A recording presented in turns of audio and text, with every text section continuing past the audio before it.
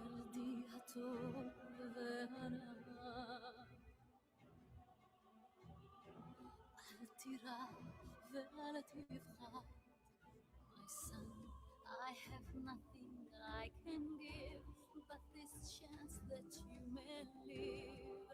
I pray we'll meet again if he will deliver us.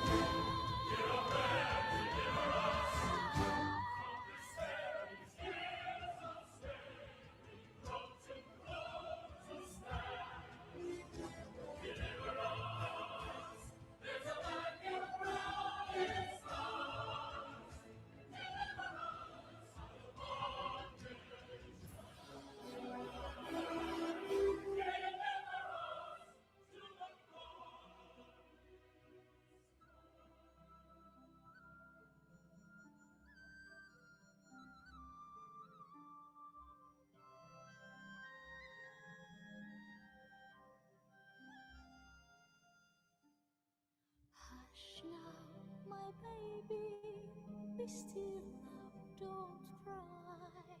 Sleep as you're rocked by the stream. Sleep and remember my last lullaby. So I'll be with you when you dream.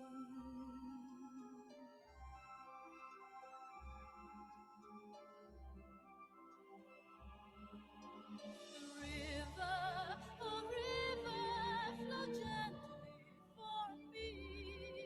Such precious cargo you bear. Do you know somewhere he can live free? River, deliver him there.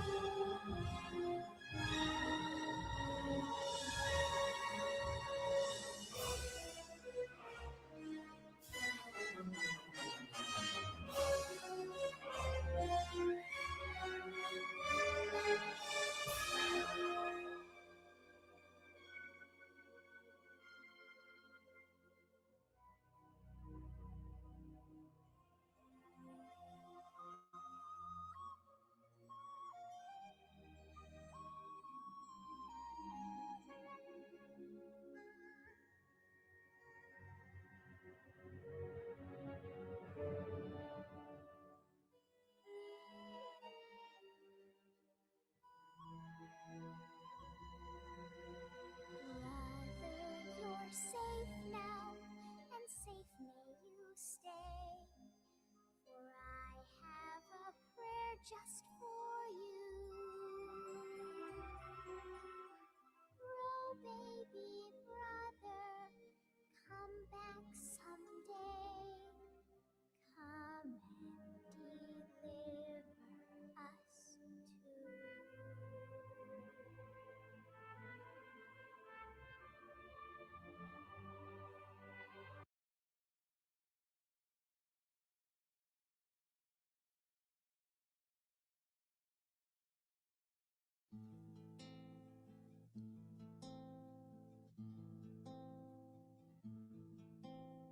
שיר למעלות,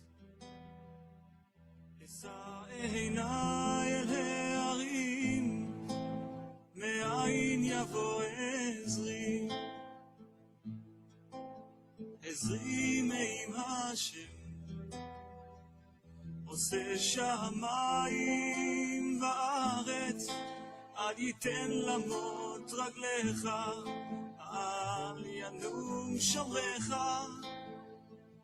הנה לא ינום ולא ישן שומר ישראל, השם שומרך, השם צילך, על יד ימינך. יומם השמש לא יככה וירח בלילה, השם ישמורך מכל רע, ישמור את נפשך, השם ישמור צאתך ובואך מעתה ועד עולם. שיר למעלות, אשא עיניי אל ההרים, מאין יבוא עזרי, עזרי מעם השם, עושה שמיים וארץ, אל ייתן למות רגליך, אל ינום שומרך.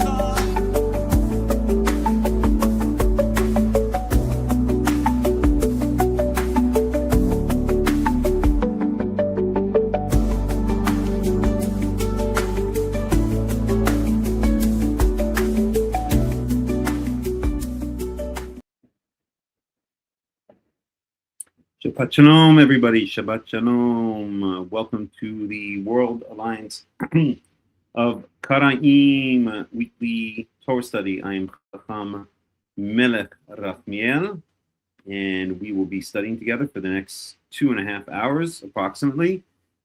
And I think we have an exciting and very interesting study.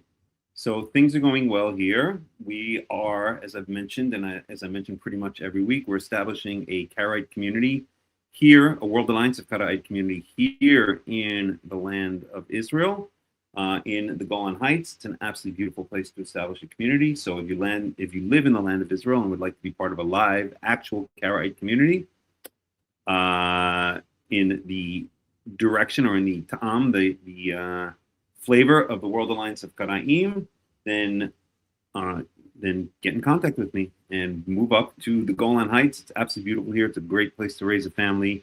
It's relaxed here. It's pretty safe when there's not a war, which there isn't right now. And yeah, not enough good things to say about it. It's a wonderful place to start a community and to be part of a community. So that's that. I mention that every week. And I also usually mention that there are many ways to get involved with the World Alliance of Qara'im.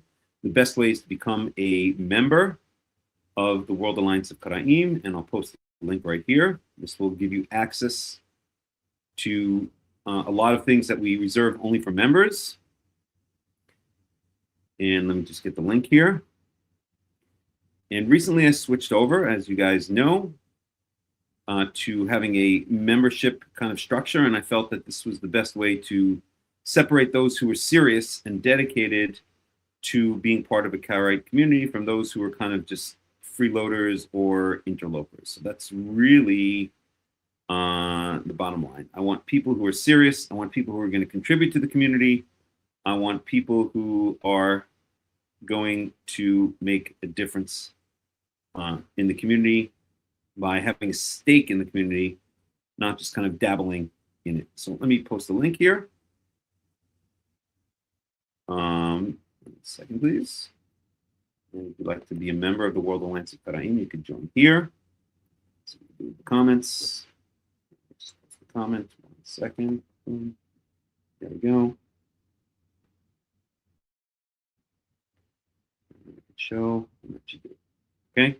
So that's the way to become a member of the World Alliance of Qara'im.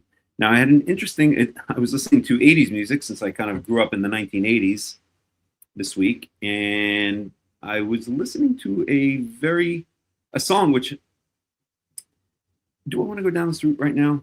Yeah, I'll go down it very quickly. Okay, so let me play the song for you, and then I'll ask the question, what does this have to do with the Karaite interpretation of tefillin? And now I hope maybe I should do it like a cover song. Let's see.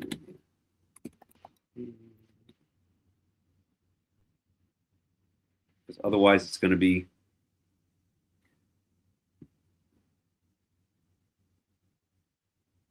it might be blocked or something like that. Let's see. Well, we'll try to put it on. Okay. Let's see what happens.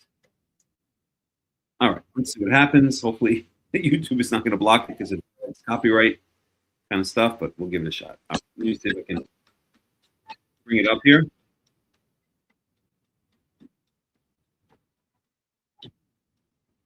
Second.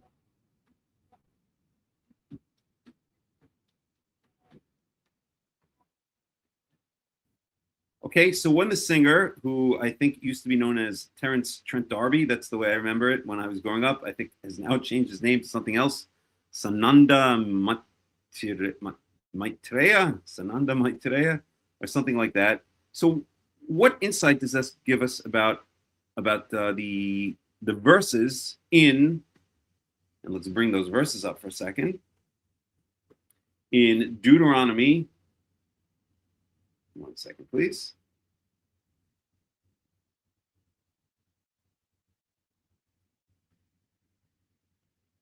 Just give me a second here.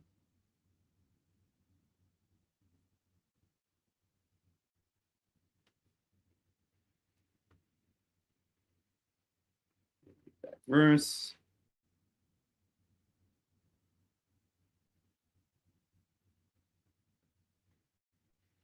1 second.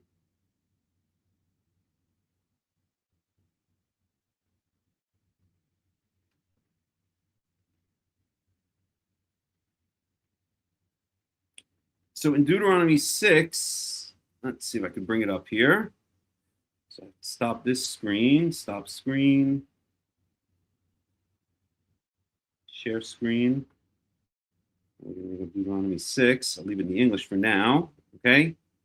So Deuteronomy 6.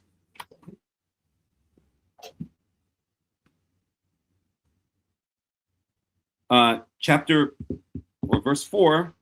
We know that this is, I think I should switch over to the Hebrew.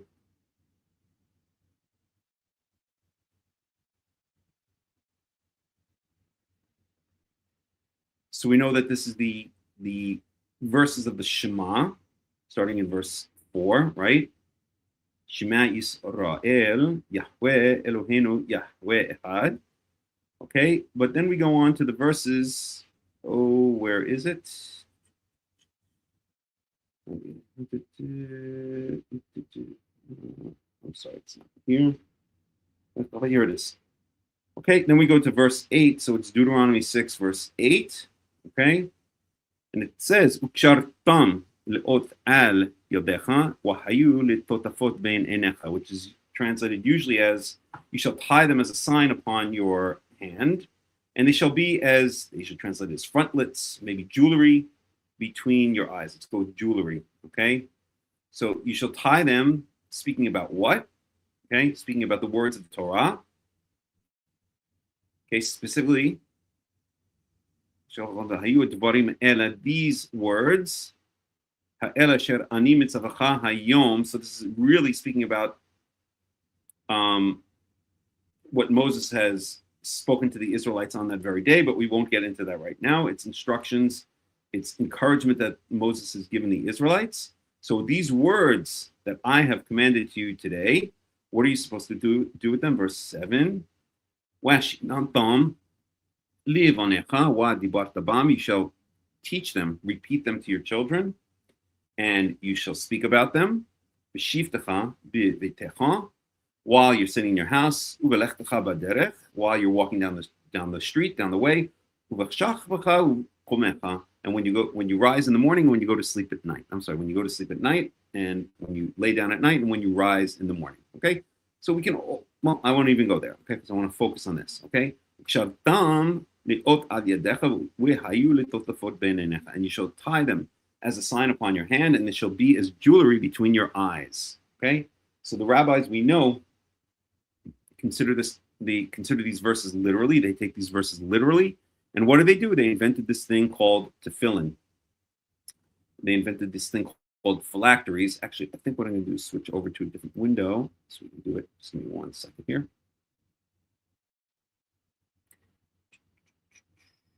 Let's do it this way. Just give me 1 second. So this is this window, and I'm just going to show the window that I can bring up multiple things at once. Okay, we'll go back to this other window here. We'll go here.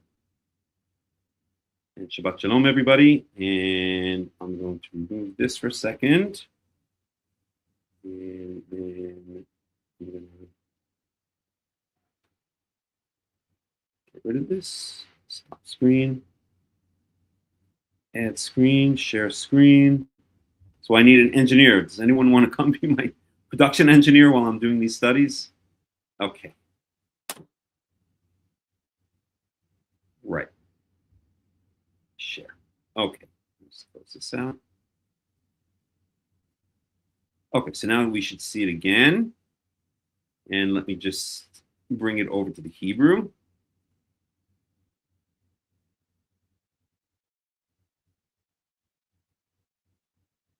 Okay, so we're in verse 8.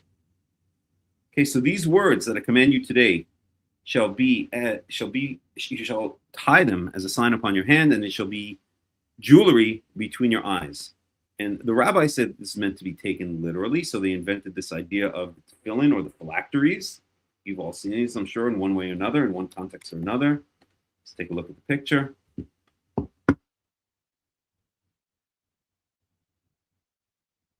of phylacteries. 1 second, please.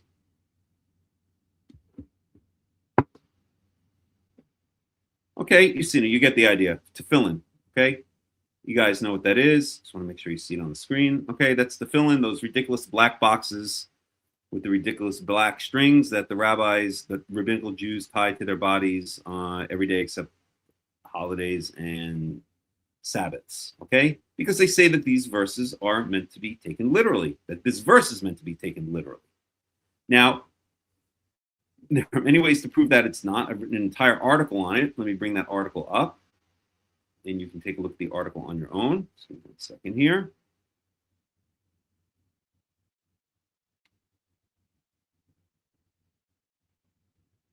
Okay, so I'll put up a link to that article. But Shalom Tzuri.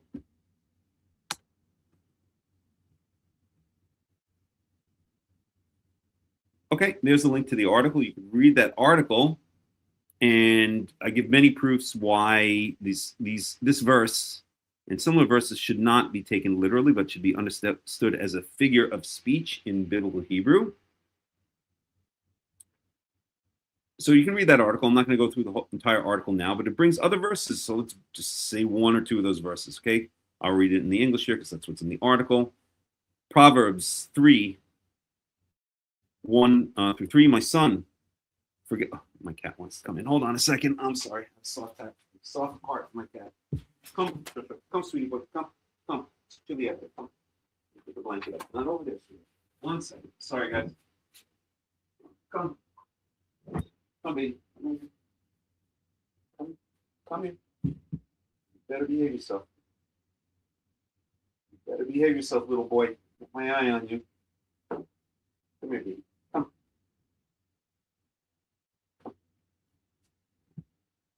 Come over here. Come. Over there. Over there. Go.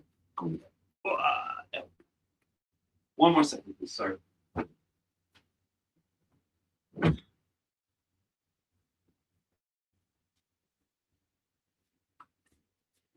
Okay.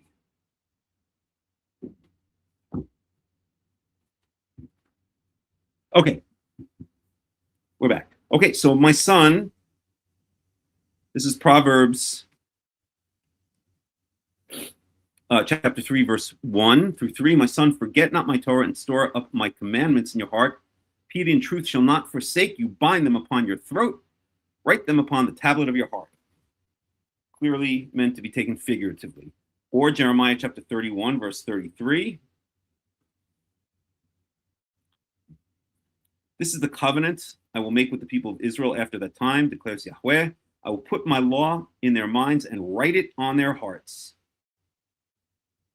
Okay, I will be their God and they will be my people. So we see from these verses that clearly these phrases are not meant to be taken literally. I will put my law in their minds and I will write it on their hearts. Does it literally mean that Yahweh is gonna put us on an operating table, open up our chest, take out our heart, scribble his law on our heart, and then sew us back up? Of course it doesn't. This is a figure of speech. The rabbis, as I've been saying for decades, always accuse the Karaites of interpreting the Torah literally, in a literal sense, but it's really the rabbis who do that far more often than the Karaites do.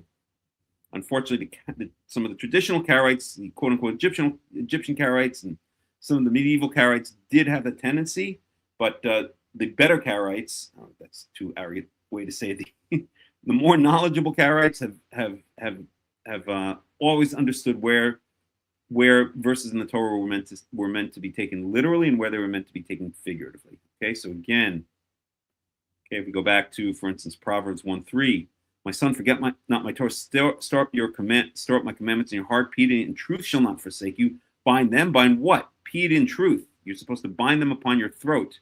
Write them upon the tablet of your heart. These are clearly figurative statements. So if we go back now, I think I'm on the wrong. You're not even seeing it. Oh, damn, I did it wrong. Okay, it doesn't matter. Let me bring it up here, and then let me close out the things on this window so I don't get confused again. 1 second.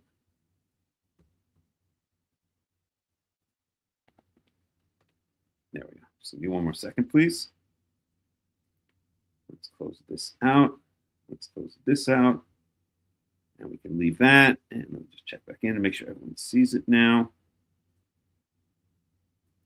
This window. Okay. So this verse, again, in Proverbs 3:1, piety and truth shall not forsake you. Bind them upon your throat. Write them upon the tablet of your heart. This is clearly meant to be understood figuratively. It's not meant to be understood literally. It doesn't make sense literally. How can you write them upon the tablet of your heart? What does that even mean? Luach libecha in Hebrew. Okay. So getting back to our song, and let's play a little bit more of the song. So this pop song from the 1980s, what light does it shed on the figurative interpretations of the verse in Deuteronomy chapter 6, verse 8? Again, let's read that verse, Deuteronomy chapter 6, verse 8. You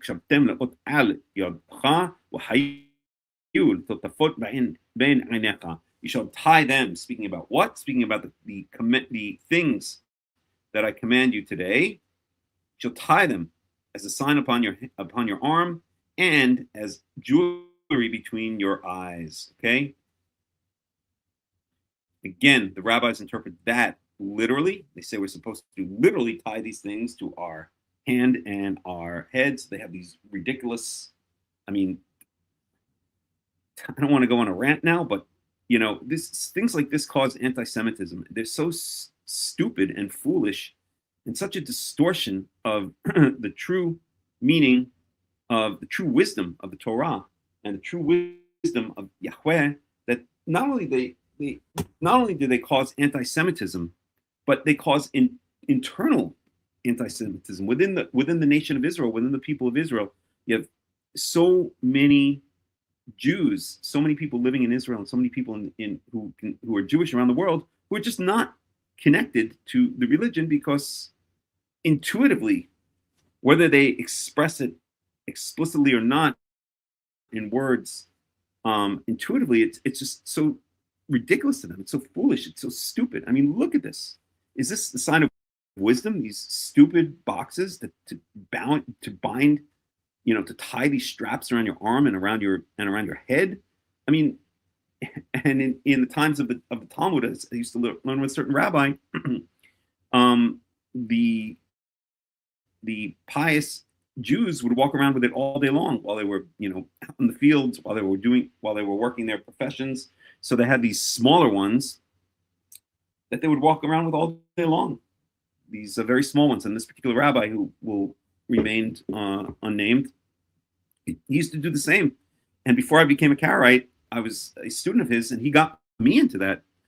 I'm telling you, I'd walk around all day long for a while. It wasn't too long, thank God, before I came to my senses. I would go to the bank with these little tefillin on my head. I would go whatever I was doing, go shopping with it was ridiculous. It was I look back on it, I'm embarrassed. It's so stupid and it's so foolish. Yet this is what the rabbis teach. Okay, so practically speaking, in this day and age, most rabbinical Jews will only do it in the synagogue in the mornings. But that particular rabbi, again, who I won't mention his name, I don't think very highly of him. He teaches and preaches, and I think to this day, I'm sure to this day, walks around with these stupid black boxes tied to his body all day long. It's just insanity. It's foolishness.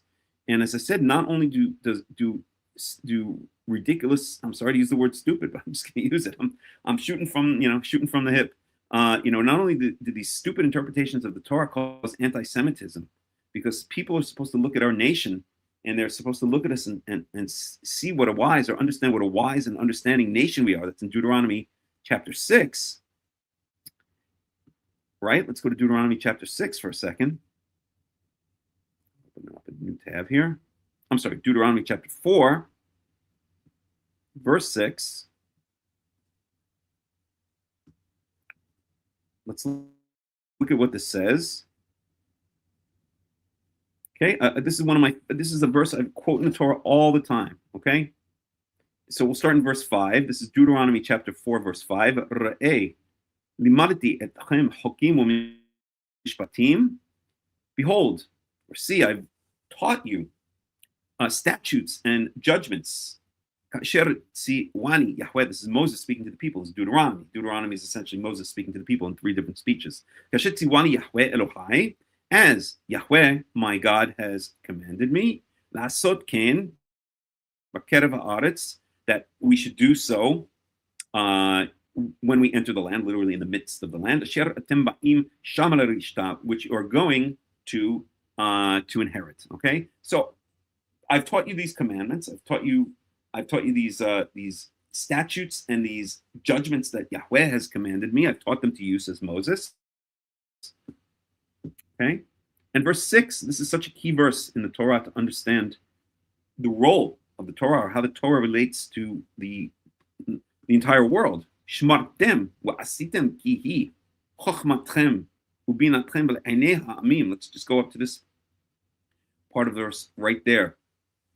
Keep them, guard them, and do them, because this is your wisdom and your understanding in the eyes of the peoples, in the eyes of the nations. In other words, by keeping and doing these laws, the other nations will look at you and see you as a wise and understanding nation, as a wise and understanding people. It says so explicitly.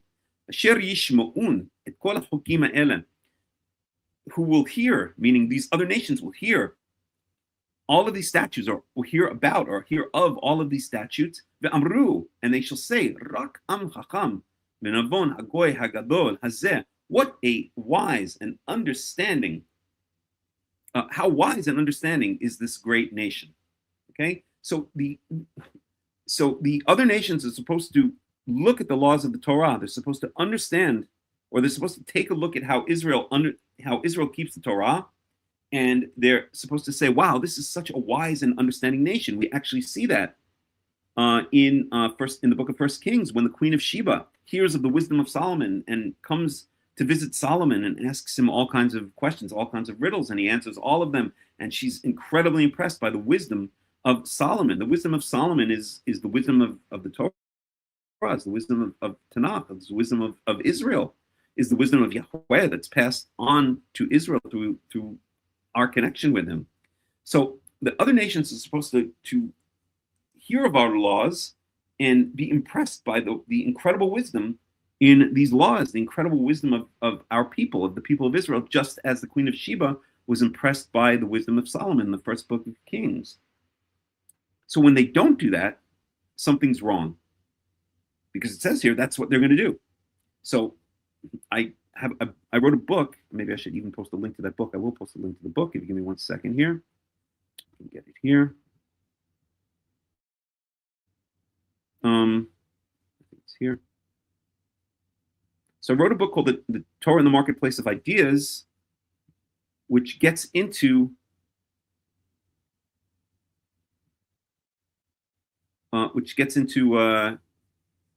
this very discussion, which I won't get into it right now. But if you're interested, you can go look up that book. Okay, it's on. Just if you Google Torah in the Marketplace of Ideas by Melech Ben Yaakov, then it will come up, and basically gets into this in greater detail. Okay, but the bottom line is that if the nations are not looking at us and saying exactly what it says here in Deuteronomy chapter 4, verse 6, what a wise and understanding nation this, or how wise and understanding is this great nation, then we are doing something wrong. It means that we're not following the Torah correctly. Okay? They're looking at us and they're saying, what a bunch of fools. They're looking at this and they're saying, oh my God, what a bunch of idiots. Why are they tying these ridiculous things to their body every day? And the more they tie to their body, the more stupid and ridiculous they seem in the eyes not only of the other nations, but in the eyes of the people of Israel, the eyes of the Jews living here in the land of Israel and living around the world.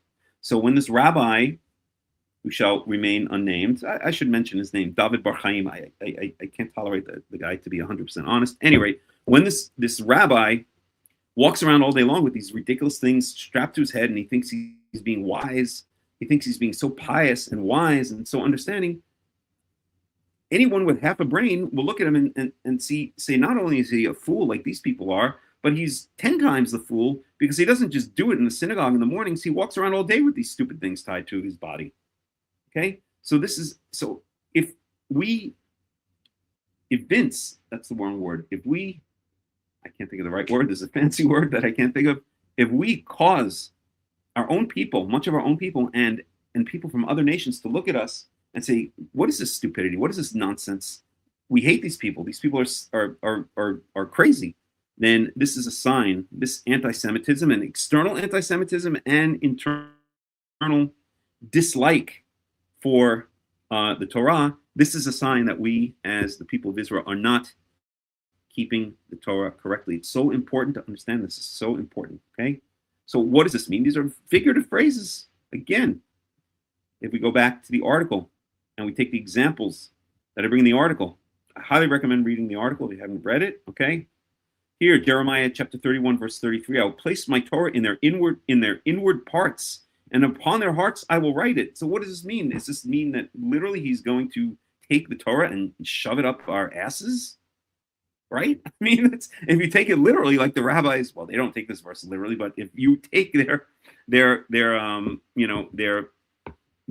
idea, their literalization of the verses of Deuteronomy chapter 6, of the verse, oh shoot, why is this freezing up? Oh, damn it. There we go. Of Deuteronomy chapter 6, verse 8, you shall tie them as a sign upon your hand, and they shall be as we're running out of battery. I'll have to plug in a second. And they shall be as jewelry between your eyes. The rabbis take this literally. So let's take their literalization of these ideas and take it to its logical extreme. Let the rabbis be consistently logical. And therefore, this verse in Jeremiah 31:33 actually says that the rabbis are telling us that we should take the Torah and God is going to take the Torah and shove it up our asses. And then he's gonna perform open heart surgery upon us, take out our heart, and he's gonna he's gonna personally write the Torah on our hearts, and then he's gonna sew us back up. It's insanity, right? So to get back to the song I was playing before, and as I plug in, let me play this song again. I don't understand what's going on here. Why is this thing freezing up?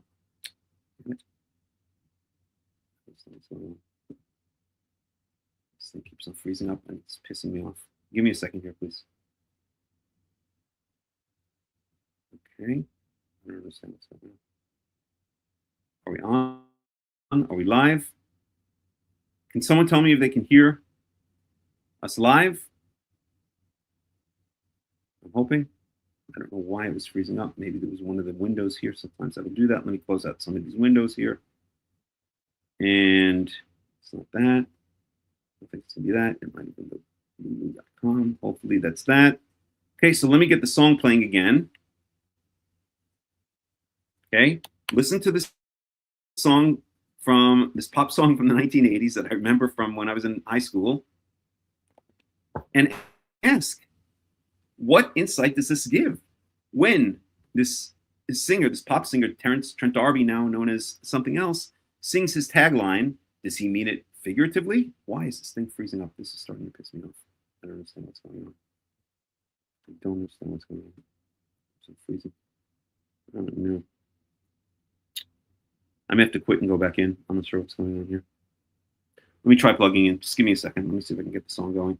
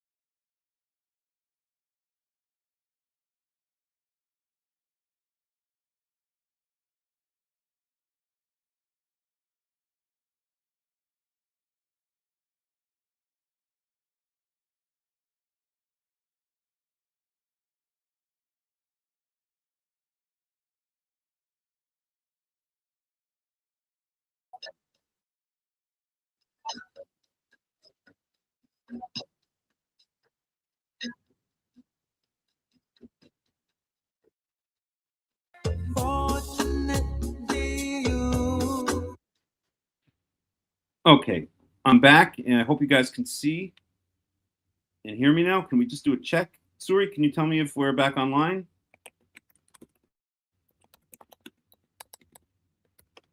Fortunately, technical issues happen. That's just the way it is.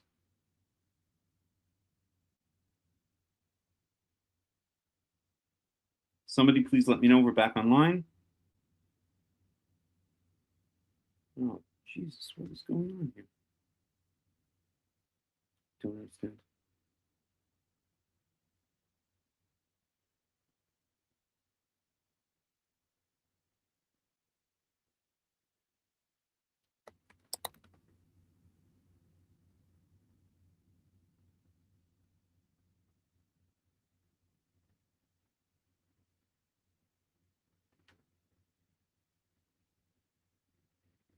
All right, I'm going to hope we're back online.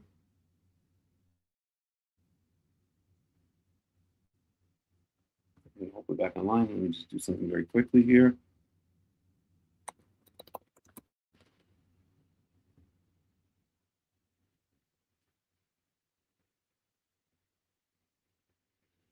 A second, please.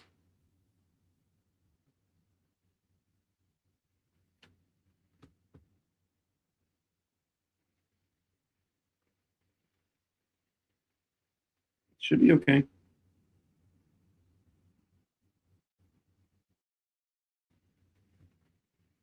Okay, I'm going to hope we're back online.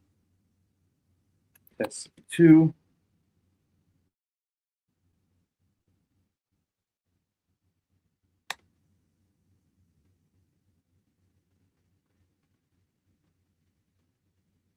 It says we're connected on all channels. I'm sorry, just give me a second here.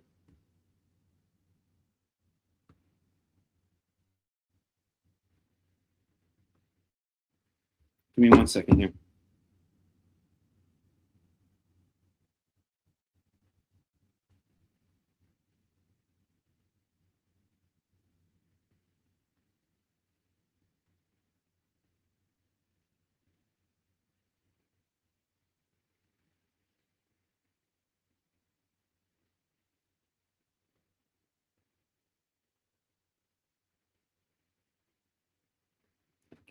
Maybe not. Just give me 1 second. I'm sorry.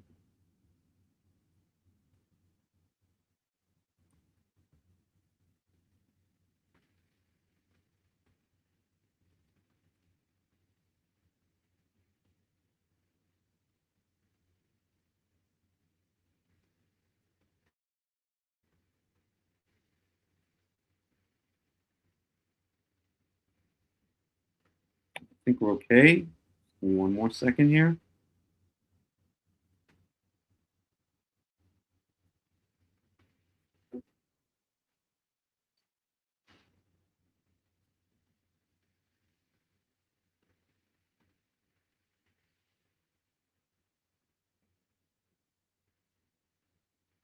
I think we're okay.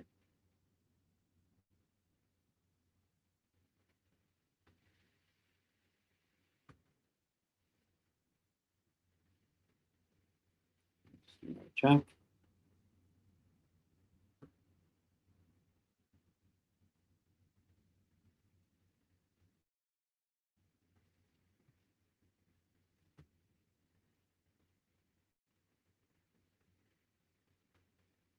I think we're okay there.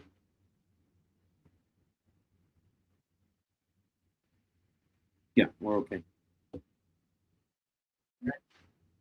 Okay, we should be good. All right, I'm going to hope that the technical problems are over. And let me continue playing the song here. So let's do it this way. It's going to be removed. Screen. Share screen. And I'm sorry for the interruption. Something I just sometimes there's just nothing I can do about it. It's just the way it is. See, the screen is being shared. Let's go over to this window here.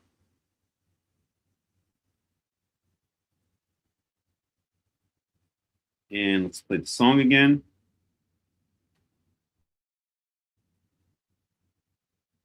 Second.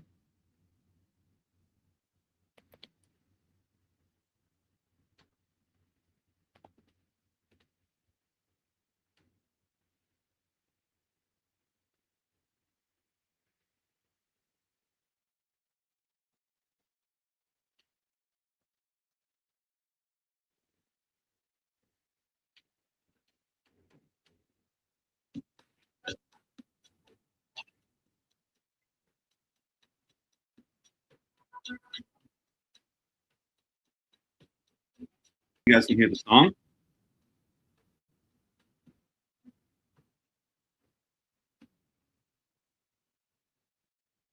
Sweet.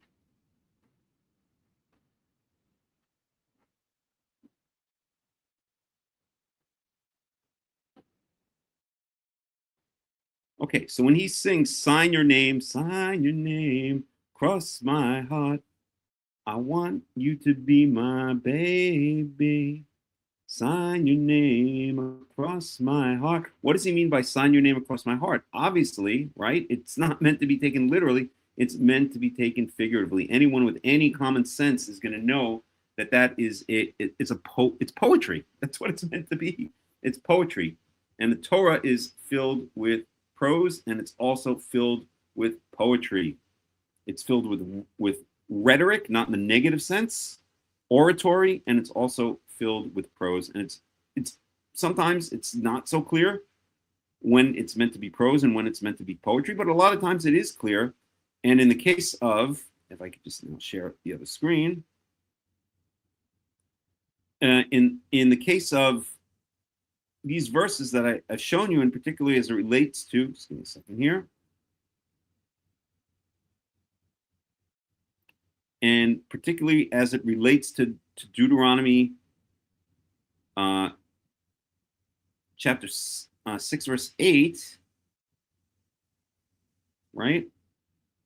This is clearly meant to be poetic, just as when Terence Trent D'Arby, or whatever his name is now, sings, sign your name across my heart. I want you to be my baby. He doesn't literally mean, he's speaking to who? His baby, his lady, right? Sign my name, sign your name across my heart. I want you to be my lady. He's speaking to his baby, to his lady, and he's saying to her, not literally, he's not telling her take a pen and start signing on my chest your name.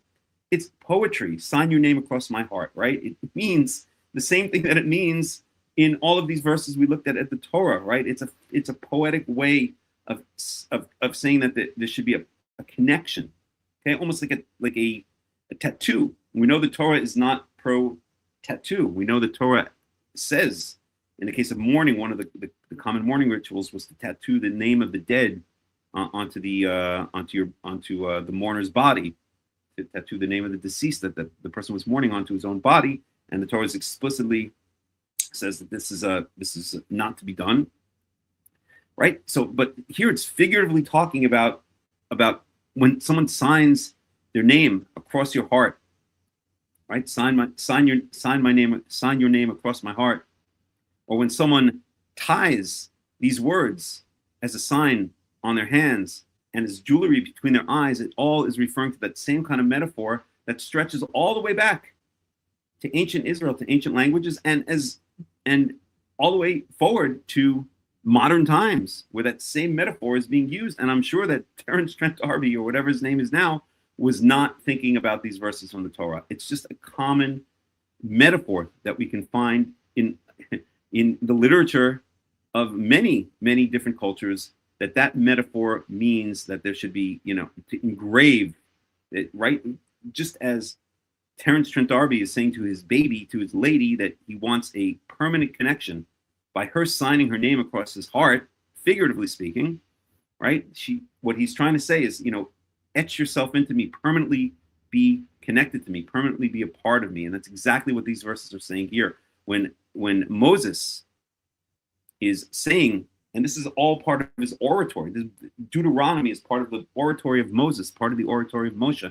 when he's saying here, and many of the things he says in Deuteronomy, right? When he's saying tie them as a sign between your upon your arm and as jewelry between your eyes, it's that same idea that's being expressed. It's that same poetic idea that's being expressed, right? That these commandments that I'm transmitting to you, that I'm saying to you, that come from Yahweh, should be etched, figuratively speaking, etched into you, the people of Israel, and should form a permanent connection between you and Yahweh, your God. Okay, so enough of that rant, and let's go on to some other things now. Okay, let's go on to some other things. So we're going to talk now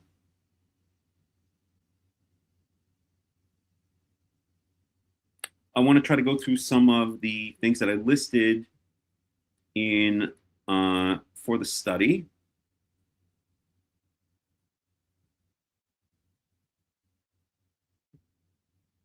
Okay, so let's go through. We were learning last week a little bit of the book of Malachi, and I'd like to go back to the book of Malachi, and study that a bit more. So let's do that. Any questions, any comments so far on what we've been saying?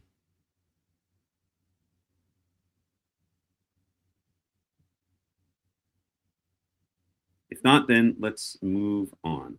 Okay, so we're going to go into Malachi. Let me just close these things out.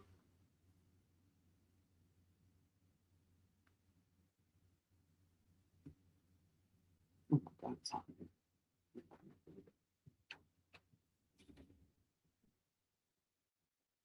Okay, so we're in Malachi chapter 1.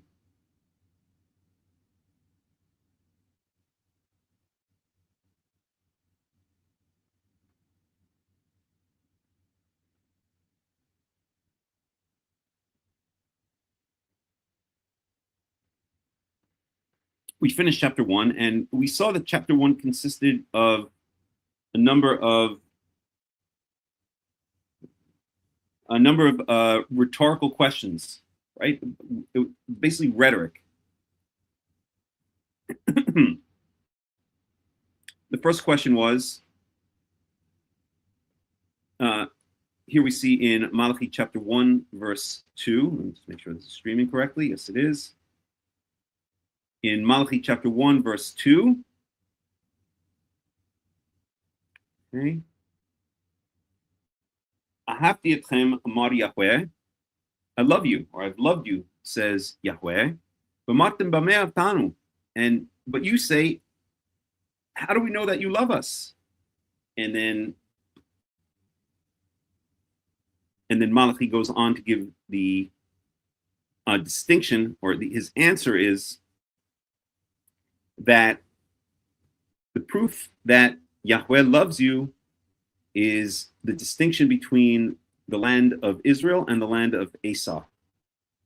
The land of Esau is a barren wasteland, but your land is a beautiful green land. And no matter what Esau does, he cannot rebuild his land. He cannot make his land fertile. So that proves, that is Malachi's answer as proof that Yahweh loves Israel, by drawing a distinction between the love that Yahweh has for Israel and the hatred that Yahweh has for Esau, for Edom, later the Idumeans.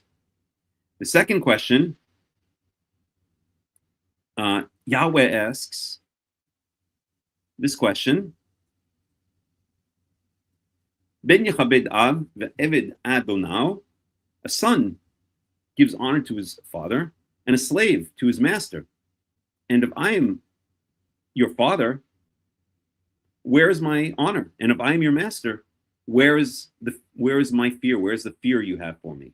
So this is a question. This is a rhetorical question, or a dialectic, right? These are called dialectics. They're back and forth. So questions and answers going back and forth between Yahweh and Israel. Okay, the first one was asked by Israel. How do we know? You said you love us, God. How do we know you love us? And God answers, because look what I did to Esau. I hated him, and his land is a barren wasteland, and I loved you, and your land is green and fertile. Now Yahweh asks the second question. If I'm your father, where's my honor? And if I am your master, where's my fear? Where's the fear you have for me? And then it goes on. Then the answer is essentially, we could say, a rant about the Kohanim, and by extension, the people of Israel, who are not giving proper honor to the sacrifices. They're bringing lame and sick and stolen animals and throwing them on the altar, whereas other nations are bringing proper sacrifices and burning incense to Yahweh. So that is essentially Malachi's answer. Let's read to the end here.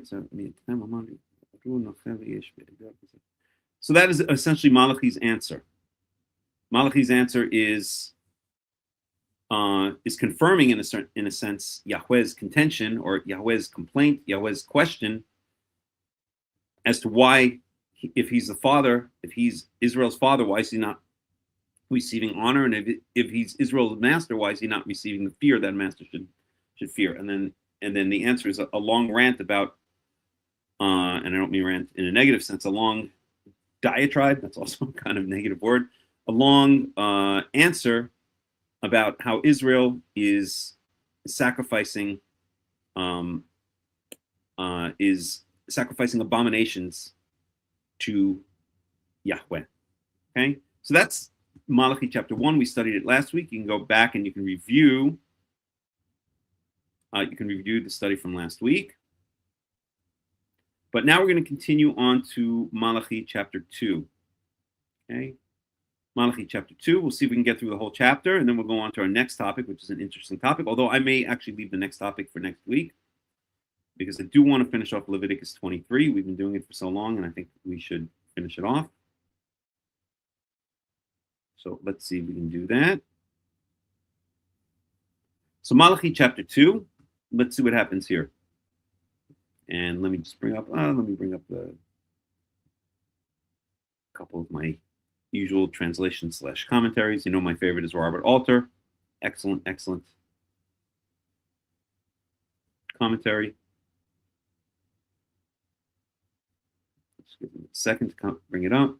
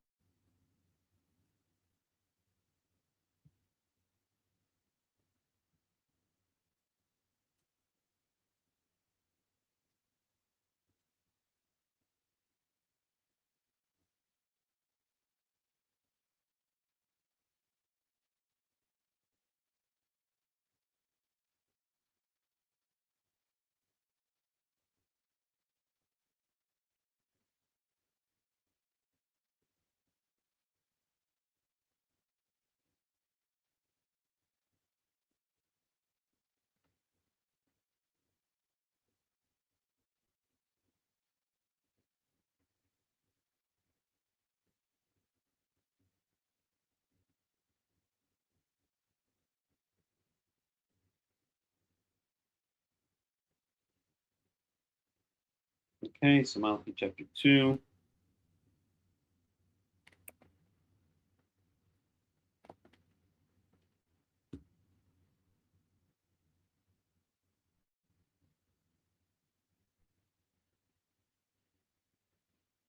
One more second, please.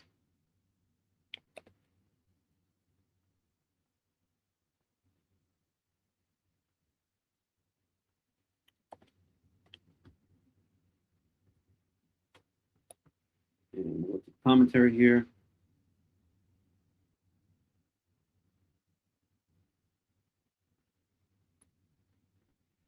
Okay.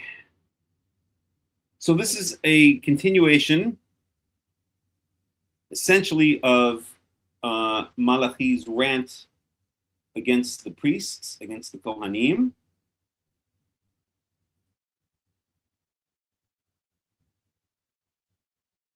And what we have here is verse 1 with Ata. So this is what I command you, or upon you is this commandment, you Kohanim. So this is essentially continuation of chapter 1, of the end of the second part of chapter 1. Okay, let's go up to this long verse. We'll take it step by step. Im lo tishma'u wa im lo tasimu al lev latet kavod lishmi amar Yahweh. Let's go amar Yahweh tziva'ot. Let's go up to here. Okay, so this is Malachi, or Yahweh speaking to the priest through Malachi. If you do not listen, and if you do not place upon your hearts, there we go, place upon your hearts, right? This is also meant to be figurative. This phrase in modern Hebrew, lasim lev, means to pay attention to. Okay, tasimu al lev. But this also serves, and this phrase is used many times, lasim lev. I maybe should even add this to 2. Let's do this. I'm going to add this to 1 second. Do I have a fill-in verses?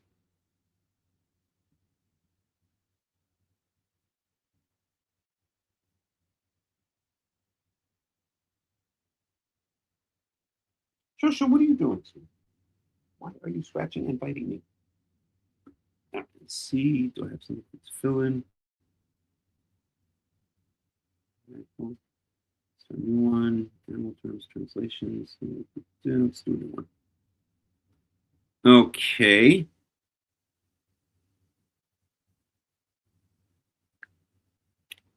We'll call this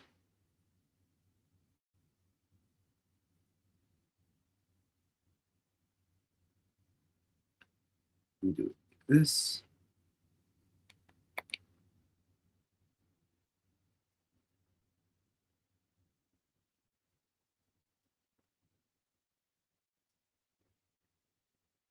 Name, fill in. Maybe cool. Good enough.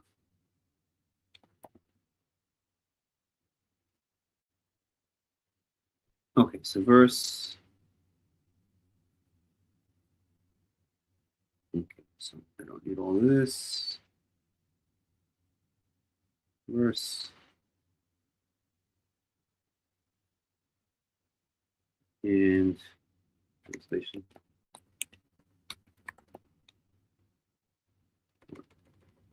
We'll do Hebrew. Originally. And then we can do over here, English translation.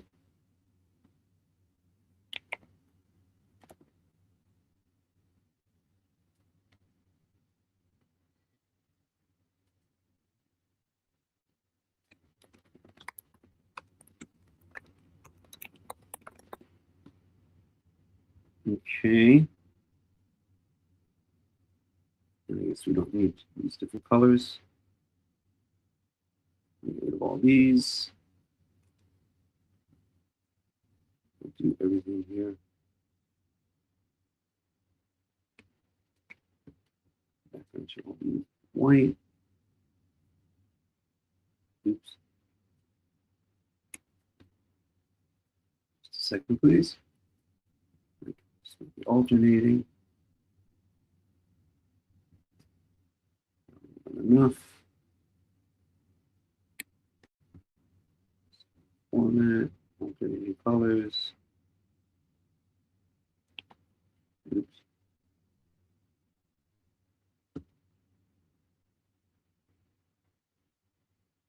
Not more than enough.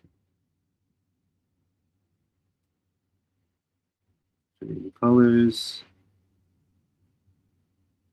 Look for that works. Done. Okay.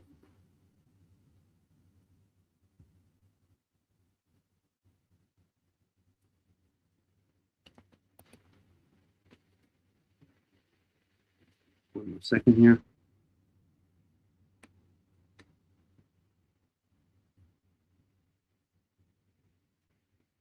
Let's try this one more time.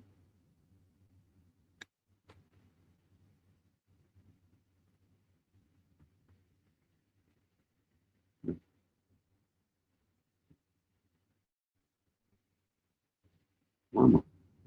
Doing it. Colors.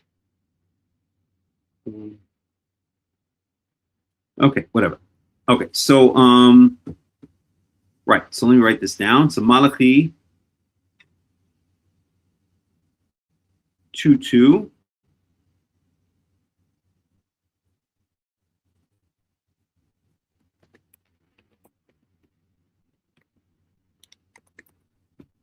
And the Hebrew is, let's grab the Hebrew.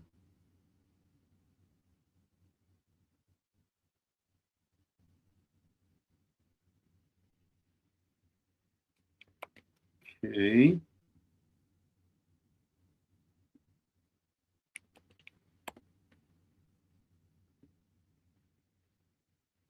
English translation. We have Robert Alter's English translation.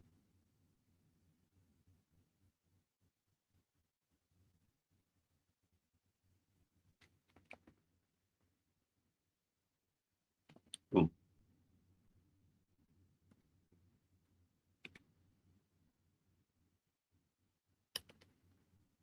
Okay, good. Let's make sure this wraps around too. Format, wrapping, wrap. This we can bring out more.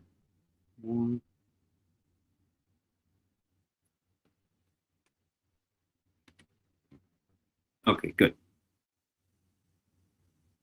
Let's make this all a little bit bigger. Make this a little bit wider. And there we go. Okay. So you understand, the sim lev literally means to place upon your to place upon your heart, but it really means to heed or pay attention to. How does Robert Alter translate it? Pay mind to, right? In modern Hebrew, l'sim lev means to pay mind to pay attention to. Just check in, see if there's any comments or anything. Shalom, everybody. Hope you're enjoying the study so far. So, oops.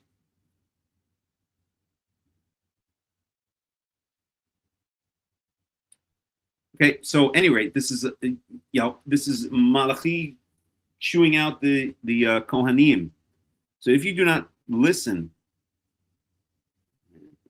if you do not listen, and you do not pay attention to, pay mind to, giving me honor, latet kavod l'shmi, to give honor to my name, Amar Yahweh Tzevaot, says Yahweh of hosts, shilachti bachem et ha'me'era ve'aroti et birchotechem.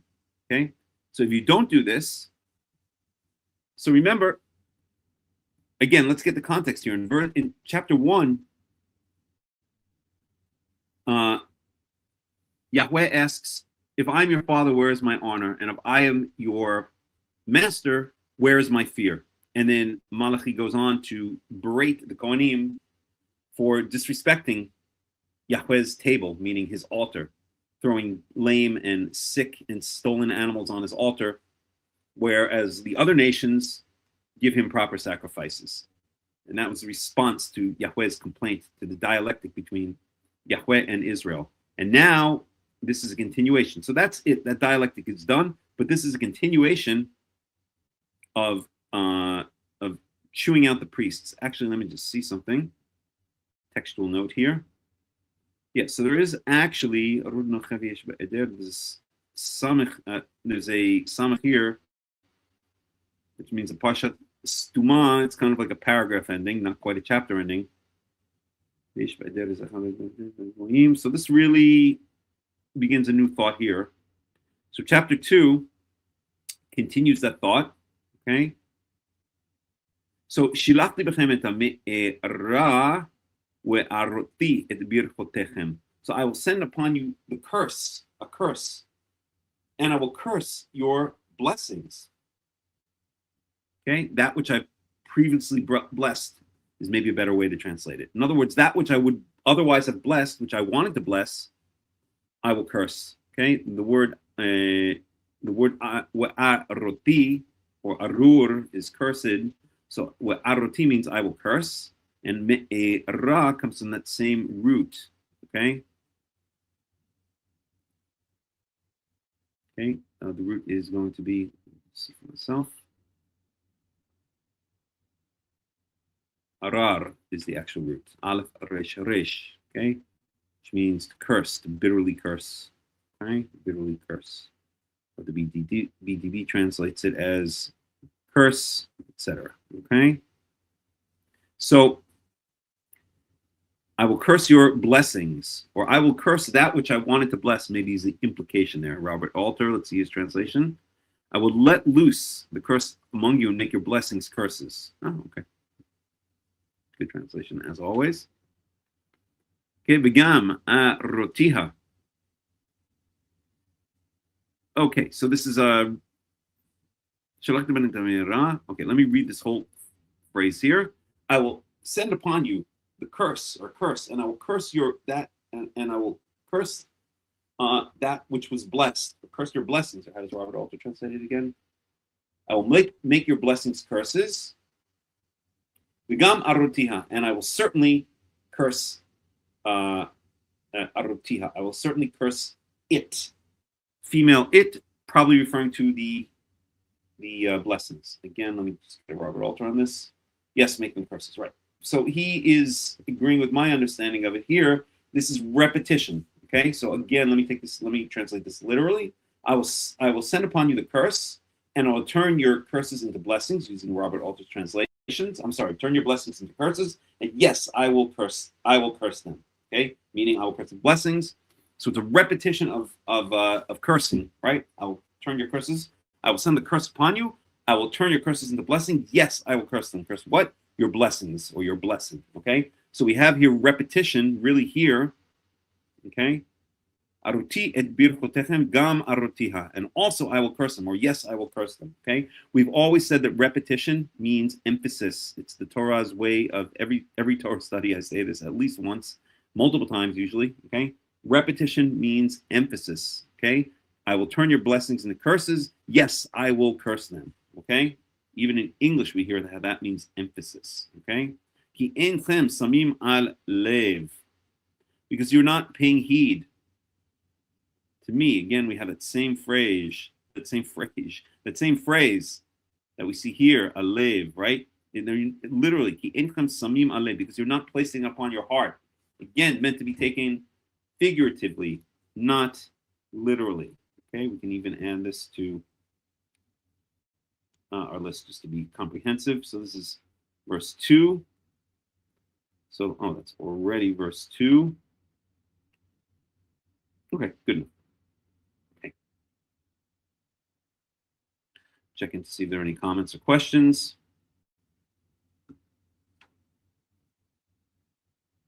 Okay.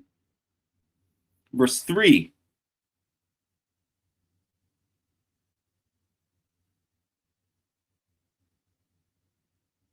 Okay, this is an interesting one. Let's go up to the semicolon right here. Okay. And Hineni go'er lechem. Behold, I'm going to rebuke you. Et zera, your seed. Actually, it's a bit confusing. But to rebuke your seed. Okay. Right. I'm about to rebuke for you your seed, your descendants. Seed always means descendants, specifically, as a friend of mine used to say, always means, specifically refers to the male descendants, the seed, right? Meaning, seed is also the word for sperm, even in English. Okay, so it means that which is passed down from from male to male, right? In Hebrew also, zera literally means sperm. That's what it means, seed. Okay, so I'm going to rebuke your seed. I'm going to rebuke your descendants. V'zireti peresh al pnechem, and literally I'm gonna rub shit on your face. That's literally what this says. Okay, I'm gonna rub shit all over your face. That's what this is saying. Peresh. This word here, peresh. It's the same word as the Prushim. It's the same word as the Prushim, the Pharisees. The Pharisees in Hebrew are the Prushim. There are different theories as to why they're called the Prushim, but one of the theories, I guess the most common theory, is they would separate themselves from the rest of Israel by their very strict keeping of the laws of purity and impurity, of Tumah and Tahara, which they did not need to do. But of course, everything they do is a little bit bizarre and exaggerated.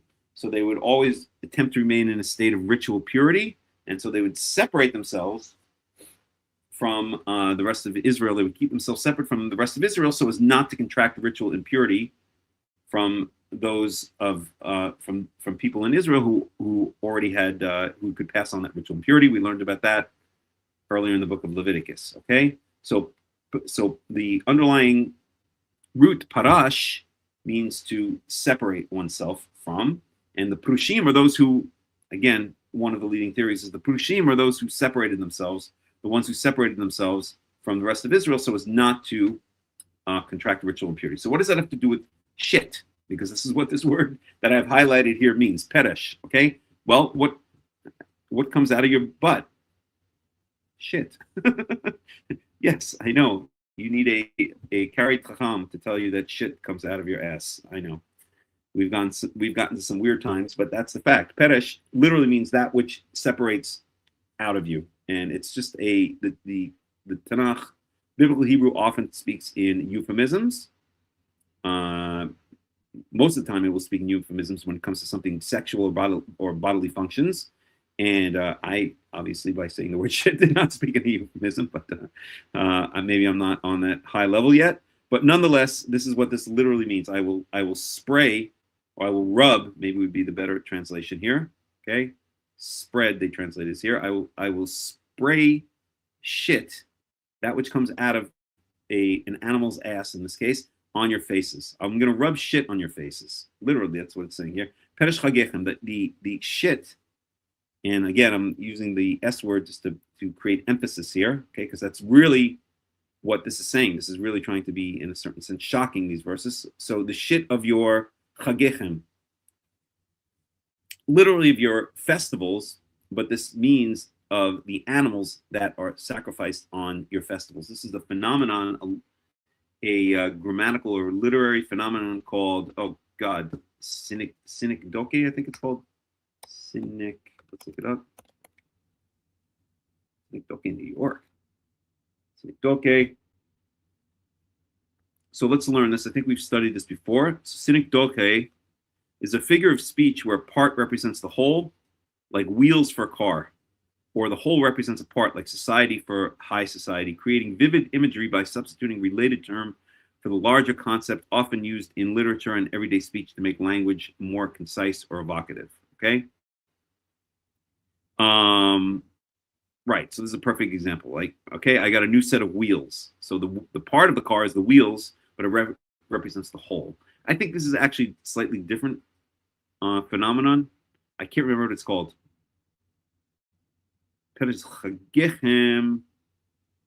I'll have to look it up. I don't think it's exactly synecdoche, but it doesn't matter. What it's referring to here is the shit that comes out of the sacrifices that are supposed to be brought on the Chagim. The Chagim are what we're going to learn when we study, or what we've been learning in Leviticus 23, meaning the annual festivals, right? Chag HaMatzot, Chag HaShavuot, Yom Teruah, Yom HaKippurim, and Chag Sukkot. Okay, these are the yearly festivals, the yearly cycle festivals. Okay, so on those festivals that we learn explicitly, in, where was it again? was it Leviticus? I can't remember exactly where, but we learned that on the Chagim, certain specific, or maybe it's in each of the Chagim. No, it's not in Leviticus. It's in Leviticus, but it's not in the chapter speaking about the sacrifices. It's actually in Leviticus 23 partially, and then where it speaks about the Chagim in other places, each in its individual place. So you're supposed to bring special sacrifices, special animal sacrifices on these holidays, on these yearly cycle holidays, and so I will take the shit that comes out of these animals that you're supposed to sacrifice and rub it all over your faces. Okay, and this is in a certain sense, as we'll see, Yahweh saying that He doesn't accept the sacrifices of that Israel is bringing on the holidays. Why? Because we saw earlier in chapter 1 that what they're bringing is lame and sick and stolen animals and not giving the proper honor. The whole context here is, why are you not giving me my proper honor? Why are you not giving me my proper fear? If I am your father, where's my honor? If I am your master, where is my fear? Okay, so they're bringing, we saw in chapter 1, they're bringing substandard sacrifices. You're supposed to bring the first and the best to Yahweh, or in the case of the animals, the best of your flock. You don't give him the worst and save the best for yourself. You give him the best, because it was through his blessing that that you have these animals to begin with. Okay, so these very same animals that you're supposed to bring the best, and you're bringing substandard animals on the holidays. What am I going to do with it? I'm going to take the shit from those animals and I'm going to smear it all over your face. Okay, that is karma. That is what the rabbis like to call, or what we call in, I won't say the rabbis, has nothing to do with the rabbis in this context, what we call in modern Hebrew, midah keneged midah, right? It's karma, right? You bring me the substandard sacrifices. You want me to accept these substandard sacrifices and favor you and shine my face upon you? No, I'm going to take these substandard sacrifices. I'm going to take the shit that comes out of them. I'm going to rub it all over your faces, because you are not giving me the proper honor as a father and as a master. Okay. With nasa etchem elau. Okay.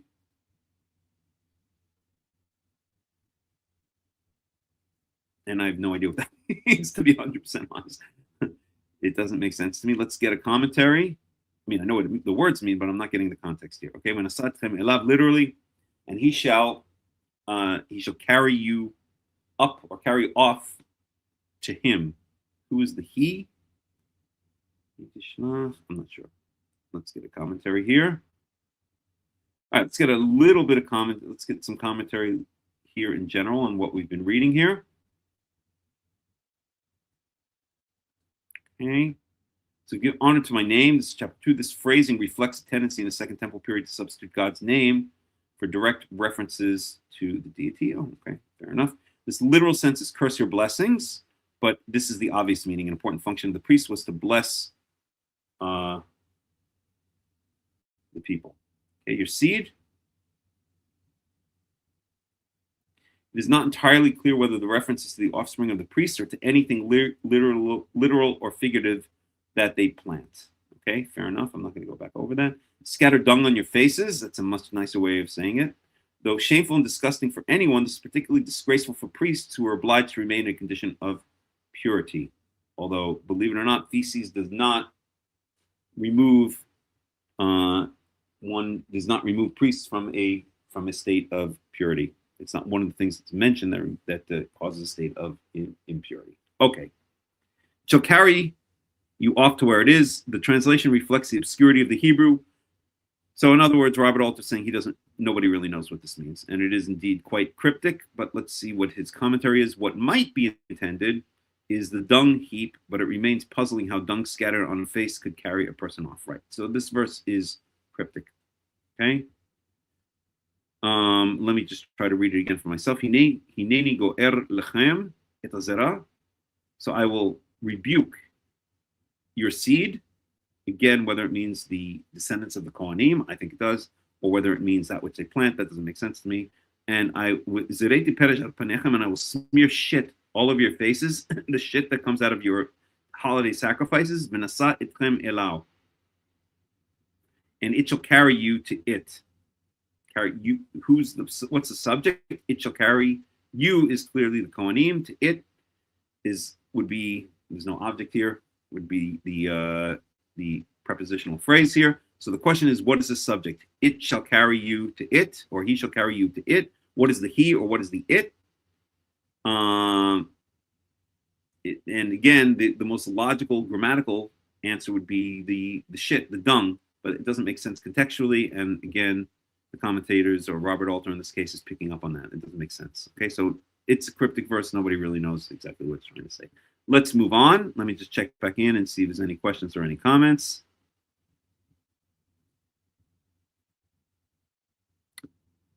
Okay. Verse 4. We'll go up to the semicolon. We datem ki shilachti alechem et hamitzvah hazot.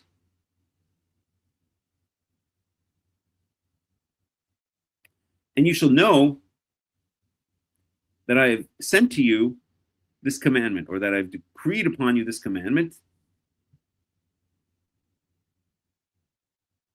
Sent upon you this commandment, liot briti et lewi amar Yahweh Sivaot, that my covenant shall be, or is, with Levi. Et in this case means with. Says Yahweh of hosts. Says Yahweh of armies, I think is how Robert Alter translates it. Okay, let's get his translation. I'm back to rebuke you. We read that. And you shall know that I sent you this command for my covenant to be with Levi, says the Lord of armies. There's no commentary there. Okay. Briti, ata ito. So my commandment was with him. With who? With Levi. With Levi. This is speaking about the Levites in general, but really specifically this is directed towards the Kohanim. So Levi is being used, I think there would actually be sinekdoche, meaning that Levi is being used where really just the Kohanim are implied. Okay. Let me just do the English here.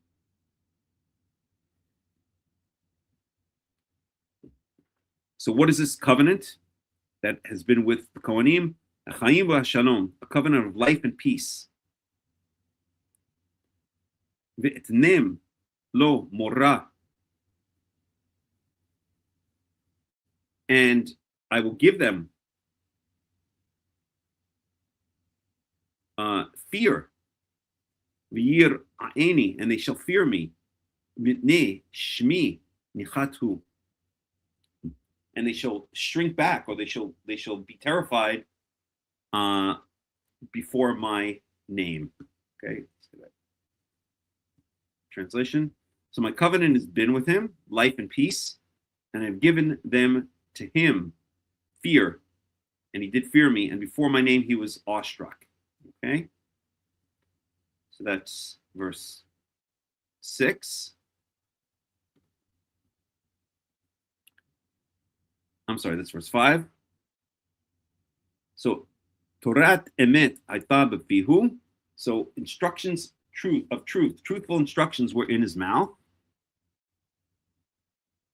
Truthful instruction was in his mouth. But instruction here in this case is the singular abstract. It's talking about the general concept of instructions. Okay, so instructions of truth were in his mouth. Again, speaking about the Kohanim, or maybe the Levites. Law. Lo nimsa b'sfatav, and not evil, distortion of justice, I guess you would translate this as awla lo nimsa b'sfatav. And let's get a translation here. No wrong. I don't like that translation. Okay, so no. All right, we'll just go with wrong. Okay, so instructions of truth were in his mouth, and distortion of justice, or wrong, no wrong, was found in his lips. Okay, this is classic parallelism in a verse. Okay, phrasal parallelism. So this verse is, I think it's called specifically what's called antithetical parallelism. Okay, so this says instructions of truth were in his mouth, and no wrongdoing or no wrong was found in his lips. Okay, so one and not the other. Okay, instructions of truth and not wrongdoing or distortion of justice. Okay, remember Torah works a lot, or biblical Hebrew works a lot with parallelism, with these phrases or words that are in parallel to each other. Okay, Bishalom, aber Mishur halach iti, Rabim Heshiv Me'awon. So in peace and in honesty and straightness, Mishor from Yishar, okay? In peace and honesty and straightforwardness did he go with me. And again, this is speaking about the Kohanim. Rabim Heshiv Me'awon. And he turned many away from iniquity. Okay?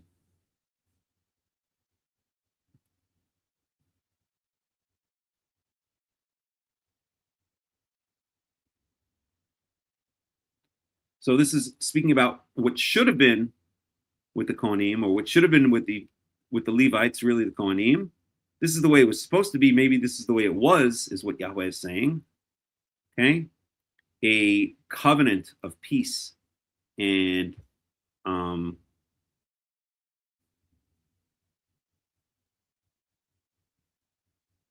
where was it? And of life and peace. Okay? But that's not the way it is now. The Kohanim have rejected me. They have disgraced my sacrifices. They have brought disgraceful sacrifices, and therefore I will curse them and curse their blessings, and I will take the shit out of their sacrifice and smear it all over their faces. Because what happened, I'm paraphrasing now, is that I had given them a wonderful covenant. I made a special covenant with the Kohanim, a covenant of life and peace. Okay, where they had fear, and they stepped back. They were taken aback by my name, and instructions of truth came out of their mouths, and and no distortions came out of their lips. They walked with me in peace and straightforwardness and honesty, and they returned many from iniquities. That's the way it was, or maybe that's the way it was supposed to be. I think it's speaking about the good old days, or what it was meant to be. Okay? Kisifte Cohen yishmeru da'at. With Torah yitvakshu mi pihu. Let's unpack this. Okay?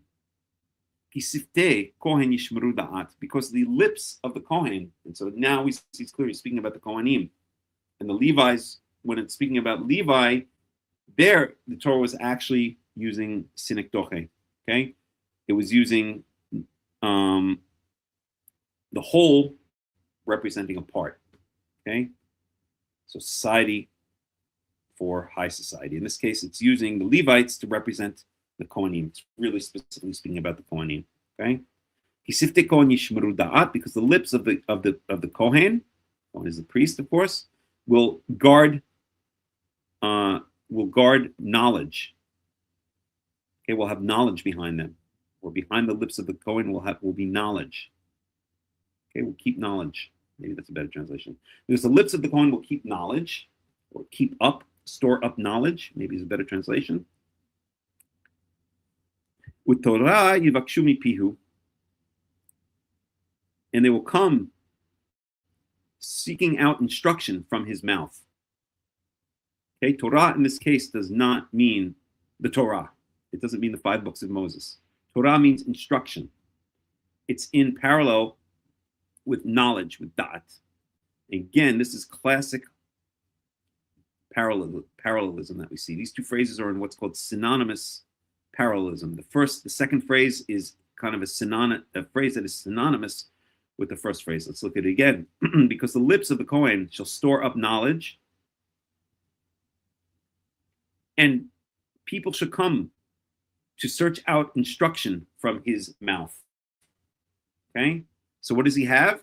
He has knowledge and instruction. Knowledge and instruction are in parallel. Here we have lips, and here we have his mouth. Okay? The lips of the Cohen shall store up knowledge and instruction, and people should come seek out instruction from his mouth. Okay? So these are two parallel phrases that complement each other. They're synonymous, complementary parallelism. Yahweh because he is an angel, a messenger of Yahweh. Really an angel. Malach Yahweh, it literally means a messenger of Yahweh, but when it's used, and this is a deliberate play on words, when it's used, usually in the Tanakh, Malach Yahweh means an angel, means not a human being, but someone that Yahweh sends to this earth to take on not always a human body, but to take on some kind of, and it's not always in this earth, but an angel, basically. Okay, but that's not the context here. This is basically saying, so angel, there's no word for angel specifically in Hebrew. In fact, the word in Hebrew for an angel is a malach Yahweh, is a messenger of God, okay, God's messenger. And in fact, the word angel comes from the Greek angelos, which means a messenger.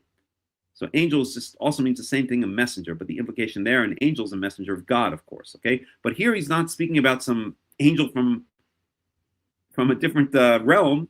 He's saying that the Kohanim are messengers of Yahweh.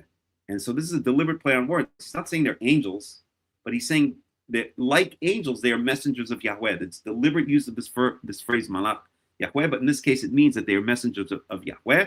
How are they messengers of Yahweh? Okay, because they store up knowledge and they have instruction that people come to hear. So in that sense, they're the messengers of Yahweh of hosts, the God of hosts. Okay, we check back in and see if there are any questions or comments.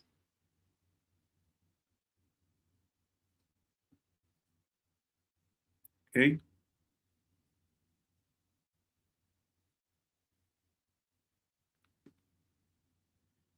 But, Vatem, verse 8, Vatem sartem min haderech, but you've strayed from your way, from this path.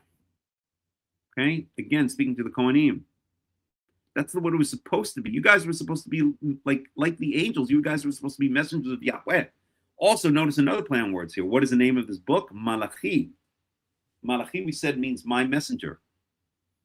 Okay, and it's not even clear if Malachi was the actual name of the person who wrote this book, or if it was a phrase meaning my messenger.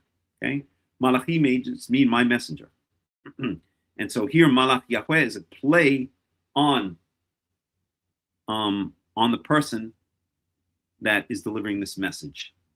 Okay, Malachi, Malach Yahweh means messenger of Yahweh. Malach means messenger of Yahweh, and Malachi means my messenger. Okay, we're going to see more plays on that word or on that name. Okay, and again, it's not clear if Malachi is the proper name of a person, like Isaiah was, Jeremiah was, Nahum was, Obadiah was, etc., or if it just means my messenger. Okay, verse 8. But you have strayed from the path. And you have caused many to stumble with your instructions. The Torah here again doesn't mean the Torah. It means your instructions, because we saw in the previous verse that when it was the good old days, or the way it was supposed to be, that people will come to the Kohanim to seek out instruction, but you have caused many to stumble with your instructions. Okay, shichatem brit halewi, you've destroyed the covenant that I had with the Levites, with Levi, Amar Yahweh Sivaot, says the Lord of hosts, says Yahweh of hosts. Wagam ani natati etchem nivzim, and therefore And also, and therefore, I will make you disgraced. Okay, I will give you unto disgrace, or literally, natati etchem nivzim. I've given you over to being disgraced. Okay, ushvalim, and downtrodden and despised. Shafal means low, like the plain, the coastal plain in Israel is called the shvela. It's like a low elevation plain. So shafel means low or low down. Let's see how they translate it here. Okay, to be low, to be humble, to be abased. That's probably the best translation here. Shafal. Okay. PTB says low. Low in height, humiliated, right? And here in Malachi 2:9, this is exactly our verse. Here, it means humiliated or abased. Okay? So, I've made you despised and humiliated, despised and abased, before all of the people, all of the nation of Israel. Okay? Kafi asher einchem shomrim et derachai, because you do not, as a result of the fact that you do not keep my ways. Unosim panim b'Torah, and literally lift up faces with instruction.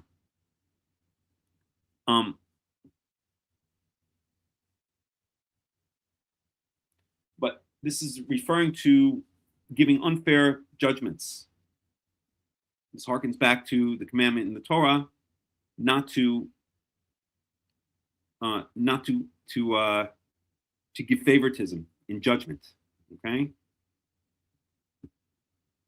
So the summary here is let's actually take the NIV translation and let's read it in the English just to get the context again. Okay. So now, you priests, this warning is for you. If you do not listen and you do not resolve to honor my name, says Yahweh Almighty, I will send a curse on you and I will curse your blessings. Yes, I have already cursed them because you have not resolved to honor me. Because of you, I will rebuke your descendants. That's seed, right? Zerah. Here, the NIV, and I think correctly so, translates it as descendants. I will smear on your faces the dung from your festival sacrifices, and you'll be carried off with it. It doesn't say with it, it says to it, but okay. And you will know that I've sent you this warning so that my covenant with Levi may continue, says the Almighty. My covenant was with him, a covenant of life and peace, and I gave them to him, meaning the life and the peace. This called for reverence, and he revered me and stood in awe of my name. True instruction was in his mouth, and noticing translation here was for Torah. Torah does not mean, as we said, the book of the Torah. It means instruction. True instruction was in his mouth, and nothing false was found on his lips. He walked with me in peace and uprightness, and turned many from sin. For the lips of a priest ought to preserve knowledge, because he's the messenger of the Lord Almighty. The messenger of the Lord, right? Malach Yahweh. He's like an angel, or it's figuratively saying, or an angel is also called the messenger of Yahweh. Okay? And remember, we said this book is Malachi, my messenger. And people seek instruction from his mouth. But you have turned, speaking to the Kohanim, you've turned from the way, and by your teaching have caused many to stumble. You have violated the covenant with Levi, says the Lord Almighty, says Yahweh Almighty. So I have caused you to be despised and humiliated before all the people, because you have not followed my ways, but have shown partiality in matters of the law. Okay, and what is that a reference to? Let's find the exact.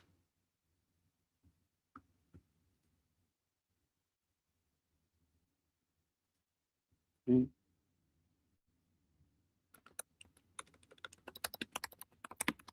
Find the exact verse. Give me a second.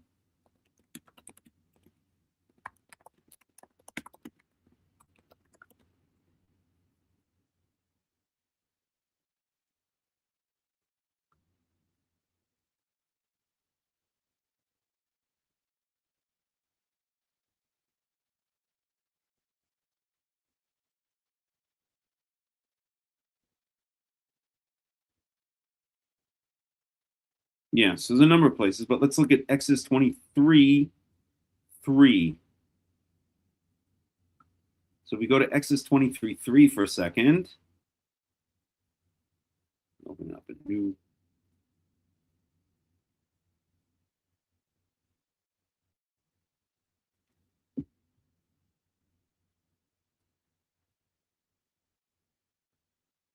And let's look at the Hebrew.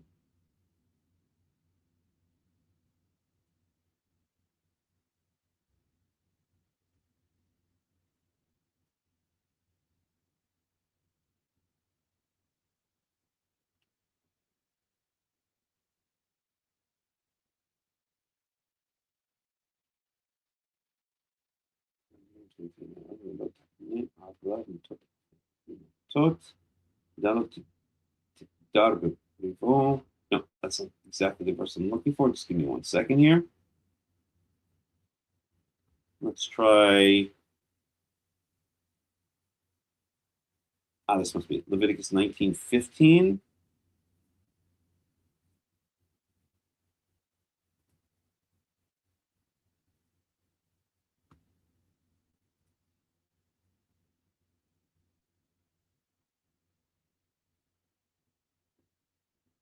Yeah, this is exactly what I was looking for. Okay, so Leviticus 19, 15 to 16 is what we want to look at. And if we get an English translation, let me just get an English translation so I can show you how it's typically translated. And then we'll look specifically at the Hebrew and see how this relates back to what we just read in Malachi.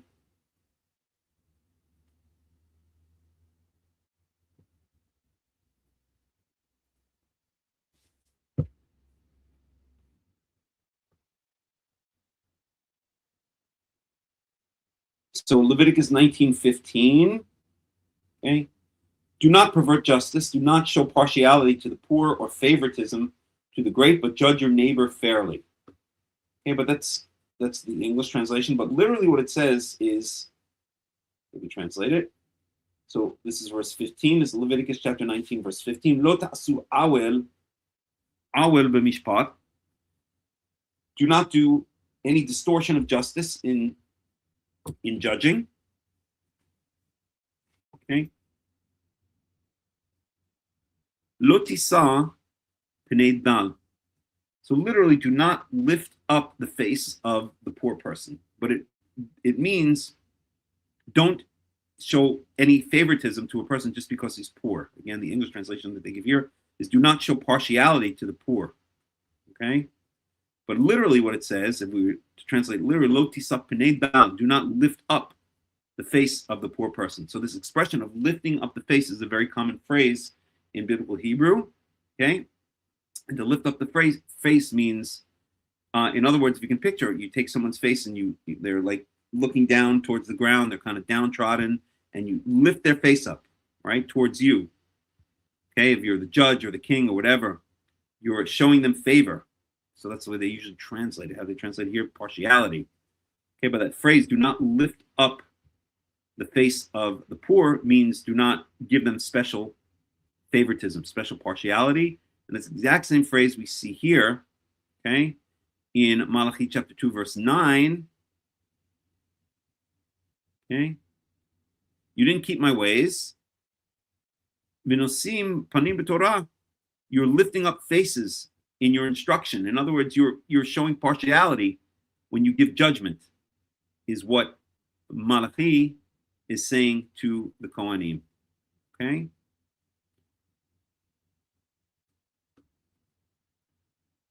And then it goes on, Leviticus chapter 19 goes on to say, and do not give glory or honor. I translate here, honor. Do not give honor. I don't like the translation honor for hadar. Okay, honor. Do not give honor to the face of the great man. Okay, if someone's rich and famous, you don't distort justice for them either. So you don't lift up, if a person is poor and downtrodden, you don't lift up his face. You don't give him partiality just because you feel sorry for him. But at the same hand, by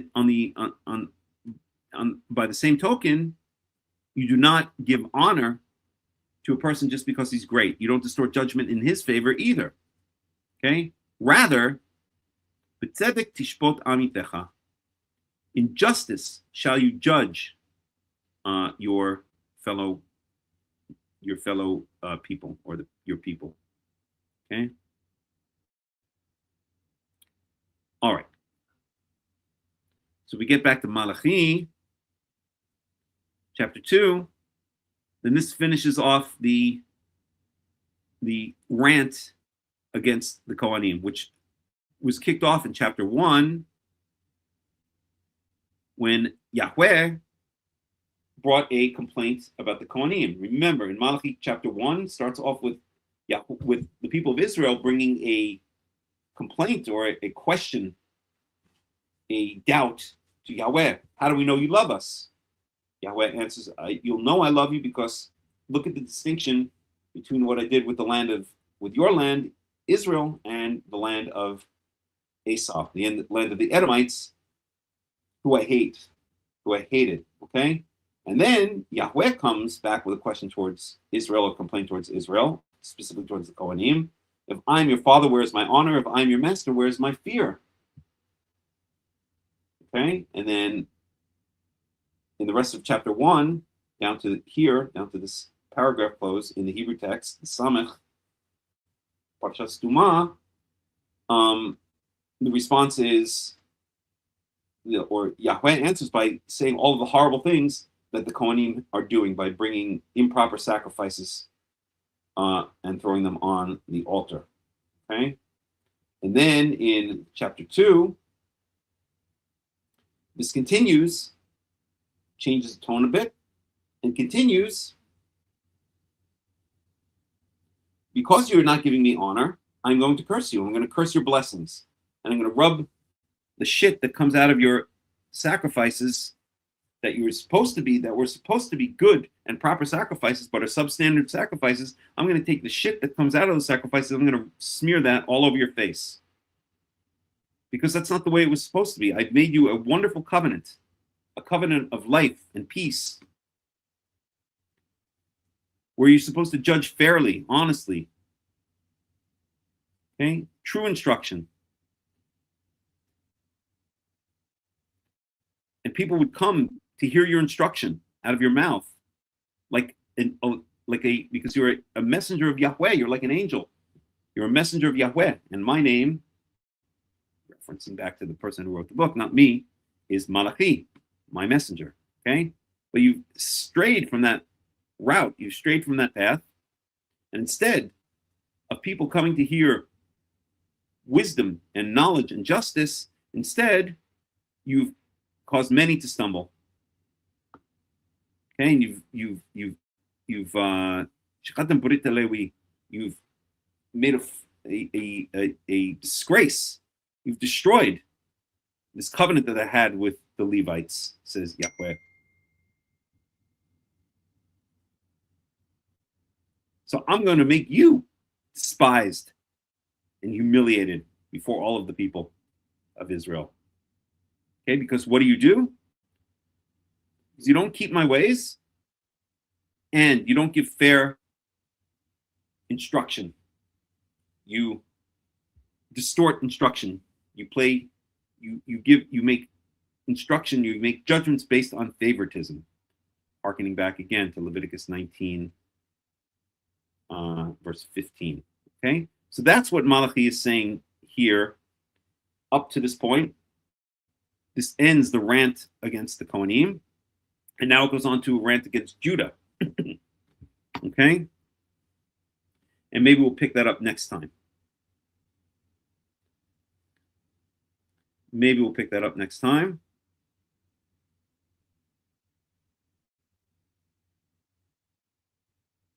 Because I'd like to move on to other things. I want to move on to Leviticus and have some time for Leviticus. Any questions, any comments so far? Anybody?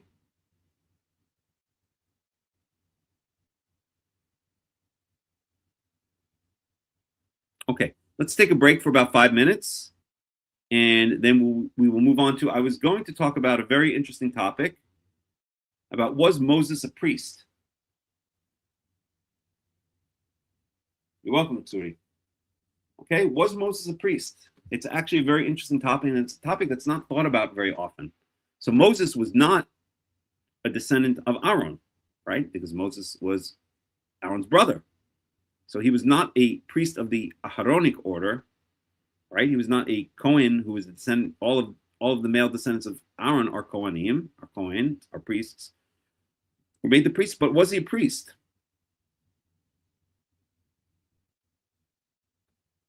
What does Malachi assume a priest is supposed to do, and how does that definition expose the failure of being condemned? I think we saw that in Malachi. In this case, we know, actually, let's go back to Malachi 2. Let's go to the English. Now we'll go to the English. Okay. So I think the key was right here.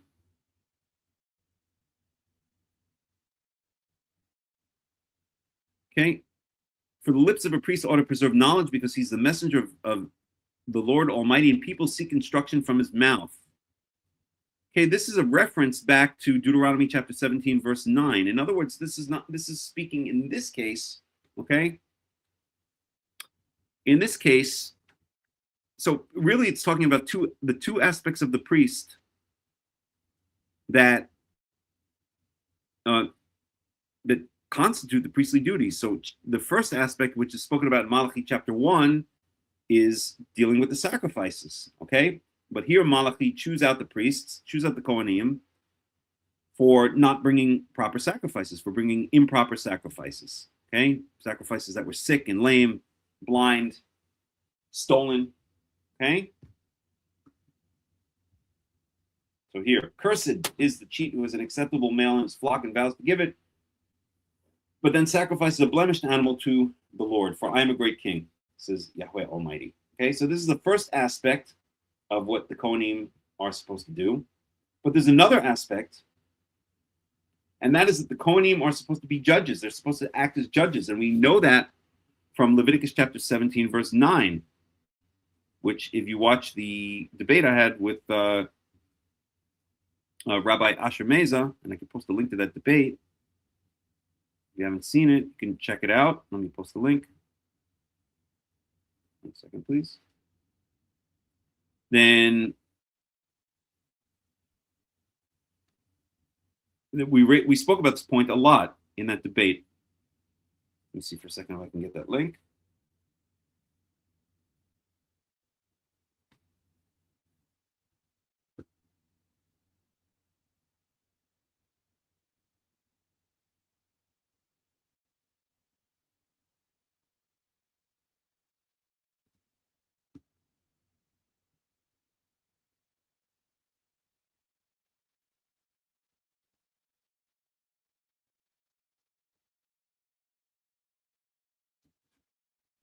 Okay, just give me a second here. Post that link.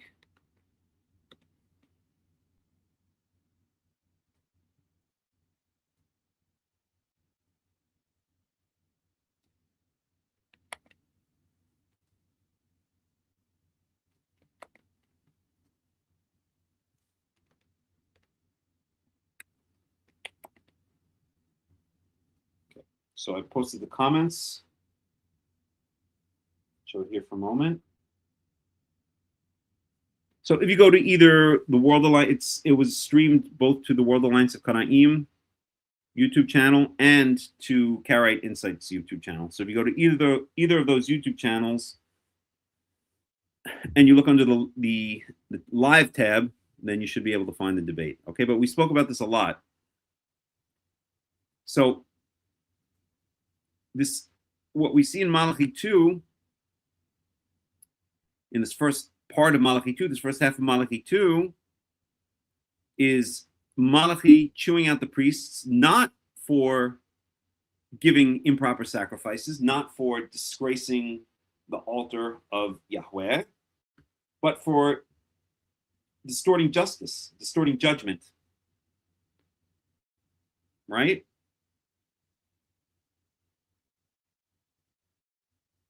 True instruction was in his mouth, and nothing false was on his lips. He walked with me in peace and uprightness, and turned many from sin. That was what was supposed to be, but instead, the Kohanim are now distorting justice. Okay, so I've caused you to be despised, but you've turned away from the way, and your teaching have caused many to stumble. You have violated the covenant with Levi, says Yahweh Almighty. So I've caused you to be despised, etc., because you've not followed my ways, but have shown partiality in matters of the law. Okay, so I think that hopefully answers your question, Joseph the Karaite.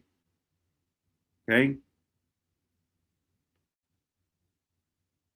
So what does Malachi assume a priest is supposed to do, and how does that definition expose the failure of being condemned? So what does Malachi assume that a priest is supposed to do? On the one hand, properly guard the rules of the sacrifices, make sure that the sacrifices are proper, and on the other hand, faithfully judge the people. And where do we see that? We see that in Deuteronomy chapter 17, verse 9. Okay, so we go to Deuteronomy 17:9. Let me close down Leviticus 11 here. Close all this down. Close this. Close this off for now. So Deuteronomy.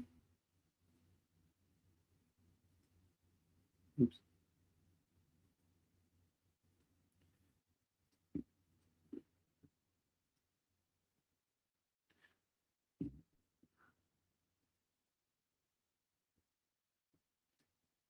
Right, so Deuteronomy 17:9. I'll just read it in English for now, because we've discussed it many times in the Hebrew. Okay, if cases come before your courts, actually, I think we can go to the Hebrew.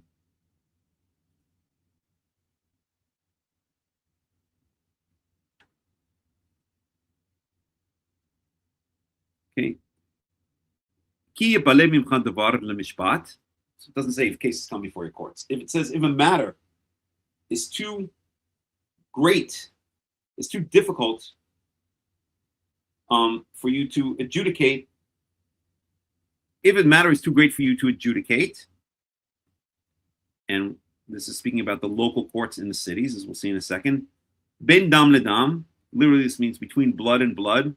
Ben din ledin, between din is like justice and justice. Ben nega lenega, between, there's all kinds of different translations to these things. Here they translate as punishment. I don't like that translation. Okay, but divrei rivot b'sharecha, any matters of conflict in your gates. In your gates literally means, in your gates is always contrasted in the Torah with, in your gates means in the cities all around the land of Israel, right? Because why in your gates? Because cities, important cities in ancient times had walls around them, and those walls had gates, as we've said many times before. And when you walk into the city, you pass through the gate. Usually many cities only had one gate. And when you pass through this gate, that was basically the town square. That was where all the action happened. The market, the judges judged there, the prophets prophesied there, because everyone who was passing in and out in the city had to pass through that area, right? They had to go in and out of the gate. So it was like a central gathering place. It would be like today's version of, I don't know, Dizengoff Square. If you live in, I don't even know if that's an important place anymore, but I don't know, if you live in New York, like Times Square or something like that, okay? So divrei rivot b'sha'arecha, so any matters of conflict in your cities, okay, in your habitations, in your cities, this is synekdocha. This is not exactly synekdocha, because it is. So the gates are representing the cities in your localities, okay? But it's also meant kind of literally, because as we said, this is where the judges would sit and judge. Okay, this is court. This is where court was held. Okay, so if the matter is too difficult for it to be adjudicated by a local judge, okay, so you shall arise and go up to the place which Yahweh, your God, shall choose. Okay, so this always is contrast between in your gates and the place which Yahweh will choose or cause his name to dwell. Okay, so there's many local courts. That's what it means b'sharecha, and courts meaning, as I discussed in the debate with the Ashemeza, does not mean a panel of judges that are judging by by vote. There was no such thing as a panel of judges in ancient Israel. It was individual judges. And I spoke about this in the debate. And if you think about it, it makes perfect sense, because even if you look at, let's say, American law, okay, yes, the Supreme Court decisions are made by vote. But if you look at the federal system on the appellate and on the local federal courts, there's no panel of judges. There's a jury. We'll get to that in a second. That's another point. But every case is presided over by a single judge in the federal and in, I believe, in all of the state systems, if not all, then most of the state systems. Okay, but let's take the federal system. If you go if you have a case tried in a federal court that's a local federal court, let's say Southern District of New York or something like that, okay, then it's a single judge that presides over the case. It's not a panel of judges that presides over the case, because then it wouldn't make sense. Nothing would get done. Of course, there is a jury, and so those who would try to prove that cases were decided by a tribunal or a panel of judges that were voting in ancient Israel would say, well, look at the example of the jury in the United States of America. But the jury is not the leader of the trial. The jury has a very specific role. The role of the jury in American jurisprudence is to determine the facts of the case. So the judge will come to the jury and say, explain the law, right? First degree murder means premeditated. Okay, you hated somebody, so you spent a year planning out exactly how you're going to get rid of them, and then you went ahead and you did it. Okay, second degree murder is, and I'm not a lawyer, so maybe I'm not 100% right, but second degree murder, from what I understand, is murder by when you just momentarily lost control of your senses. So the classic example is you walk into your house and you see your best friend in bed with your wife, and you lose it and you kill them both. That's not first degree murder. You can be tried for murder in the United States, but it's second degree murder. It's a crime of passion. It's not premeditated murder. It wasn't premeditated murder. Okay? So yes, the jury will then be told the law, and the jury has to decide, was it first degree murder? Was it second degree murder? They have to decide the facts of the case, but they don't preside over the case. It's a single judge that presides over the case. The judge can determine, for instance, whether objections are sustained or overruled, can determine what evidence is admitted into the case, can direct the general flow of the case, can ask lawyers to stop following a certain line of questioning, right? The judge is the ringmaster of the court case, even in the American system, except when you get to the Supreme Court. Okay, but in the local and the district, the local district and the appellate courts in the federal system, there's a single judge that's presiding over the entire case. Okay, so we see that. I don't know all the countries. I know in Israel I think they have a panel of judges. Okay, but in many countries it's a single judge that presides over a case. Okay, so we see that precedent. And if you watch the debate that I had with Asher Meza, you'll see why this is relevant. Because Asher Meza is and many of his type, in other words, that direction in Torah, like this Rabbi David Bar Chaim, who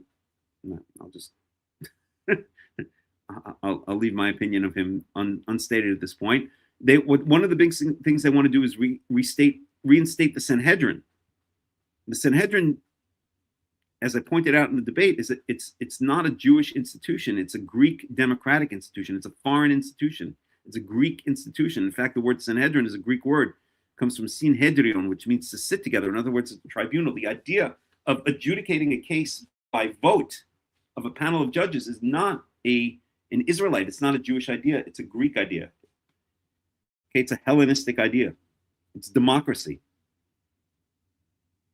And that's exactly what the Sanhedrin was. The Sanhedrin, there was a lesser Sanhedrin, which consisted of, 23 judges, I believe, and the greater Sanhedrin, which consisted of 71 judges, and they adjudicated cases by vote.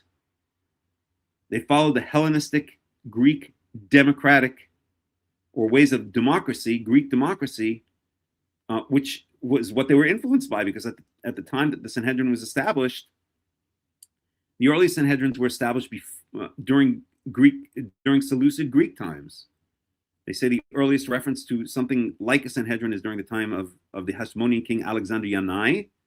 But then it was instituted officially, or the earliest direct reference to the Sanhedrin in the history of Israel was by a Greek governor. I can't remember his name. I'd have to look it up. Sabinius Galenus or something like that. During the Greek times, okay, who set up 5 Sanhedrins around. Let's even look at it. Give me 1 second here. Let me just check in here and see if there are any questions or comments. I can take this down now.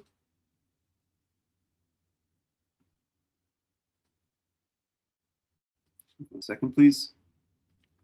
So I think we spoke about this before. Sanhedrin.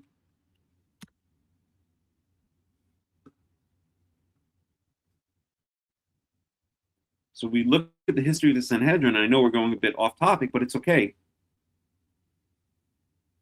Okay.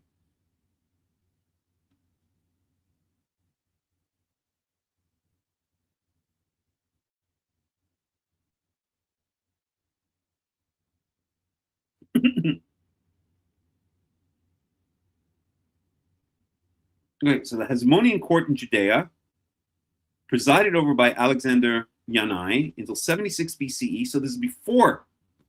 This is still during Seleucid Greek times. Okay, and by the way, we saw Sanhedrin. Okay, let's read through this. It's important. Okay, so the Sanhedrin is a loan word from Koine Greek. Koine Greek was basically common Greek. Okay, it means sitting together, or an assembly or council. Was a Jewish legislative and judicial assembly in the ancient meaning Second Temple period times, late Second Temple period times, land of Israel. There were 2 classes of rabbinite courts called Sanhedrins, greater and lesser. A lesser Sanhedrin of 23 judges was appointed to sit as a tribunal in each city. Right, so they had this idea of local Sanhedrins and then the main Sanhedrin. So they replaced the idea of a local judge with a local tribunal. And then they replaced the idea of a central judge by a central tribunal. They threw out the traditional way that cases were adjudicated in ancient Israel, right? When Moses judged cases, we saw he judged alone. Eventually, he set up a hierarchy of judges, but it wasn't a tribunal. It was a hierarchy. There's a big difference. When a case came to Moshe, he didn't sit with a panel of judges and take a vote. He heard the case, meditated on it, thought about it, considered the merits of each side. If he needed to, he went to Yahweh, as we see in a number of cases, like in the daughters of Tzalafchad and the Mikoshish Eitzim, the wood gatherer, and the Nokeb B'Shem, the blasphemer. We see he actually goes to Yahweh because he was a prophet. And he asks Yahweh how the case is to be judged, okay? How the case is to be determined. But Moses judged, I won't say alone because then someone will say, oh, well, there were judges below him. There were the hierarchy of judges that Jethro in Exodus chapter 18 suggested to Moses to set up. Yes, of course, indeed there was, but that was a hierarchy of judges, right? That wasn't a panel of judges. There were lesser judges, just like in the American system. You have the district courts. If the district courts can't solve the case, it's kicked up to the appellate courts. The appellate court can't solve the case, it's kicked up to the Supreme Court. Okay, so each of those courts is in a hierarchy. They're not. It's not a panel of courts. Okay, so when Moses judged, he judged alone. If one of the lower judges could not solve a case, it was kicked up to Moses. Okay, but here the single judge, that hierarchy of judges, was substituted with a Hellenistic Greek idea of justice by vote, basically of Greek democracy, where instead of a single judge judging a case, adjudicating a case, as it even is to this day, as we said in the American system, there was a panel of judges adjudicating the case, and this comes straight out of Hellenistic Greek culture. Okay, so there was only one great Sanhedrin of 70 judges. It was actually 71, which, among other roles, acted as the Supreme Court, taking appeals from cases that lesser courts decided. In general usage, the Sanhedrin without qualifier usually refers to the Great Sanhedrin, which was presided over by the Nasi, who functioned as its head or representing president and was a member of the court, the Av Beit Din, or the chief of the court, who was second to the Nasi, and 69 general members. Okay? So in the Second Temple period, the Great Sanhedrin met in the temple in Jerusalem in a building called the Hall of Hewn Stone, the Shchat Gazit. So when it says in the Second Temple period, it doesn't mean at the beginning of the Second Temple period. It means only when the Sanhedrin started to meet, right? Which was only later in the Hasmonean period. The Great Sanhedrin convened every day except festivals and the Sabbath day. After the destruction of the Second Temple and the failure of the Bar Kokhba revolt, 132 to 135 CE, the Great Sanhedrin moved to the Galilee, which became part of the Roman province of Syria-Palestina. Okay? And this goes on beyond what we need to consider now.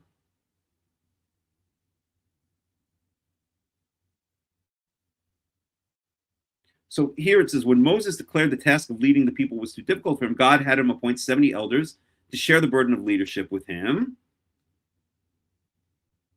Okay? And then, of course, according to the Mishnah, these 70 elders plus Moses himself are the source of 71 judges of the Great Sanhedrin. So the rabbis then say that these 70 Zkenim plus Moses were the Sanhedrin. But that's not the case. If you look at it, he's appointing assistants, not people who are judging in a panel with him. And on and on. This is just rabbinical nonsense, okay? So the first historic mention, let's go over here. Okay, so the Hasmonean court in Judea, presided over by Alexander Yanai until 76 BCE, followed by his wife, Queen Salome Alexandra, was called Sanhedrion or Sanhedrin. The exact nature of this early Sanhedrin is not clear. It may have been a body of sages or priests or a political, legislative, and judicial institution. It's not even clear what this proto-Sanhedrin was. Okay? There was something called the Sanhedrin, but it was not necessarily a judicial, judicial body, right? It could have been, as it says here, sages or priests or a political body or a legislative body. But the first actual Sanhedrin, the first historical record of the body was during the administration of, here's this Roman council, I guess he was. I guess he was the governor. Okay, during the administration of Aulus Gabinius.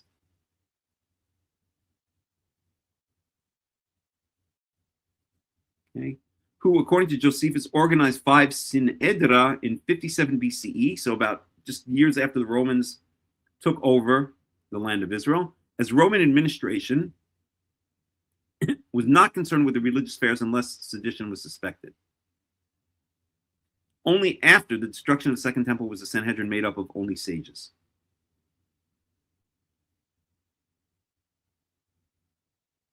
Okay, so it was a Roman, it was basically allowed, the Jews a certain amount of self-rule, of autonomy.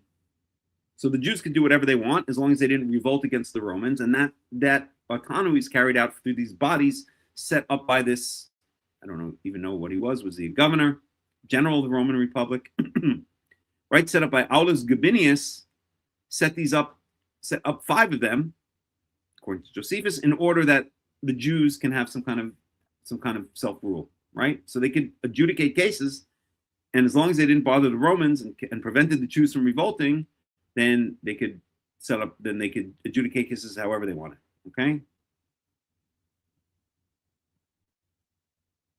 So Josephus describes Sanhedrin for the first time in connection with the decree of the Roman governor of Syria, Aulus Gabinius, 57 BC, who abolished the constitution and then the existing form of government of Judea and divided the country into 5 provinces at the head of each of which a Sanhedrin was placed. Jerusalem was the seat of one of these. Later, Josephus describes Herod, at the time the governor of Galilee, as being summoned before the Sanhedrin led by High Priest Hyrcanus II due to having executed alleged criminals without permission from the Sanhedrin. Eventually, though, Herod would go on to kill many members of the Sanhedrin, so finally Herod did something useful.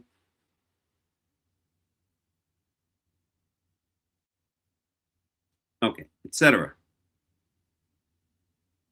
And then it goes on. Okay. So I hope that point is clear.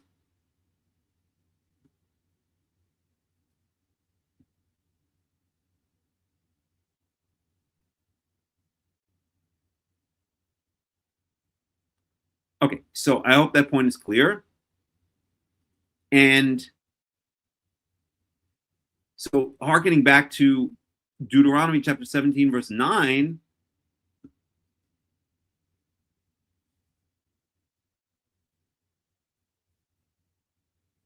we see in verse 9, Ubata el Kohanim halewiim. So you come to the Levitical Cohens. This is not the Kohanim and the Kohanim and the Levites, by the way. This is the Kohanim. You come to the Kohanim. So if you cannot solve cases in your gates, in your local areas, in your local cities, then you come to the Kohanim, the Levitical Cohens, meaning the Kohanim from the tribe of Levi, just calling the Levitical Cohens, and to the judge that will be in those days, and they shall search out, meaning they will examine the case, and they will tell you the word of judgment, or what is just. They will render a judgment. Okay, so this is the other job of the Kohanim. The job of the Kohanim was to adjudicate cases that were kicked up from the local courts. Okay, to the place where Yahweh chose to dwell. Okay, so those were the two main roles of the Kohanim. The two main roles of the Kohanim were to handle the sacrifices and anything having to do with the entire cultic or sacrificial system, and to render judgment in cases. And that's exactly what Malachi is referring to in chapter 1, the end of chapter 1, the second half of chapter 1, and the first half of chapter 2, respectively. The second half of chapter 1, he's referring to their role as those who are supposed to guard the integrity of the sacrifices. And the first half of Malachi chapter 2 is referring to their role as those who were supposed to judge in a fair manner, that people would come to them to hear faithful instruction, to hear knowledge and instruction, and that they would judge and they would respond with proper, fair instruction. Okay? So I hope that answers your question. And I think what we'll do here is we'll take a quick break, and we'll come back in about 5 or 10 minutes, and then we'll go on to, I was going to talk about whether Moses is a priest or not, but I don't think we're going to have time to get to it this week. I'll leave it for next week's study, and then let's go on and go to Leviticus chapter 23. Okay, so let me put on some music.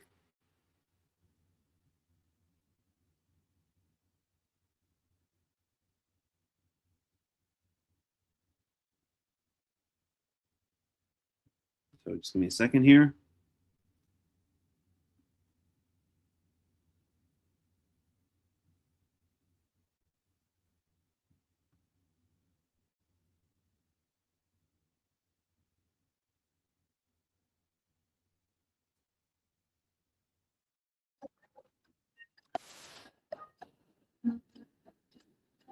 Second.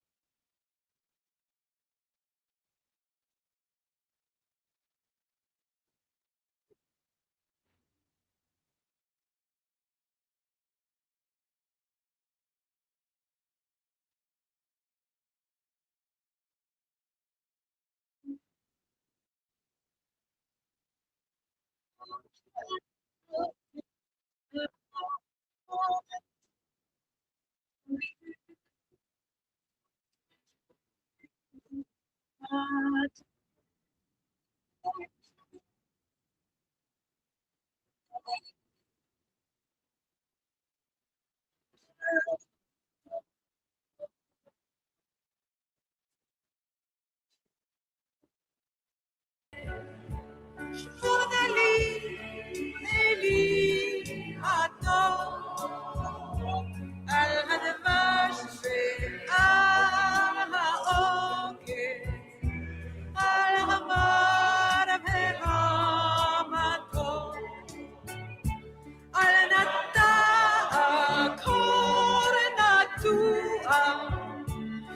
תשכח את התקווה,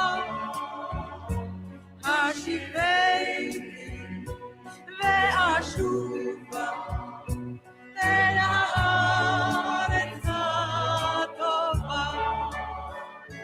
שמורי לי על זה הבית, על הגן, על החומה, מיגון, מפחד פתע וממלחמה. שמור על המעט שיש לי, על האור ועל הטף, על הפרי שלא הבשיל עוד ושנסה. על כל אלה, על כל אלה, שמור נא לי, אלי הטוב, על הדבש ועל העוקר, על המר והמתוק, על נטעקור נטוע, אל תשכח את התקווה, השיבני ואשובה אל הארץ הטובה. מרשרש אילן ברוח, מרחוק נושר כוכב, משאלות ליבי בחושך מרשמות עכשיו. אנא שמור לי על כל אלה ועל אהובי נפשי, על השקט, על הבכי ועל זה השיר. על כל אלה, על כל אלה, שמור לי, אלי הטוב, על הדבש ועל העוקר, על המר והמתוק, על נטעקור נטוע, אל תשכח את התקווה, השיבני ואשובה אל הארץ הטובה.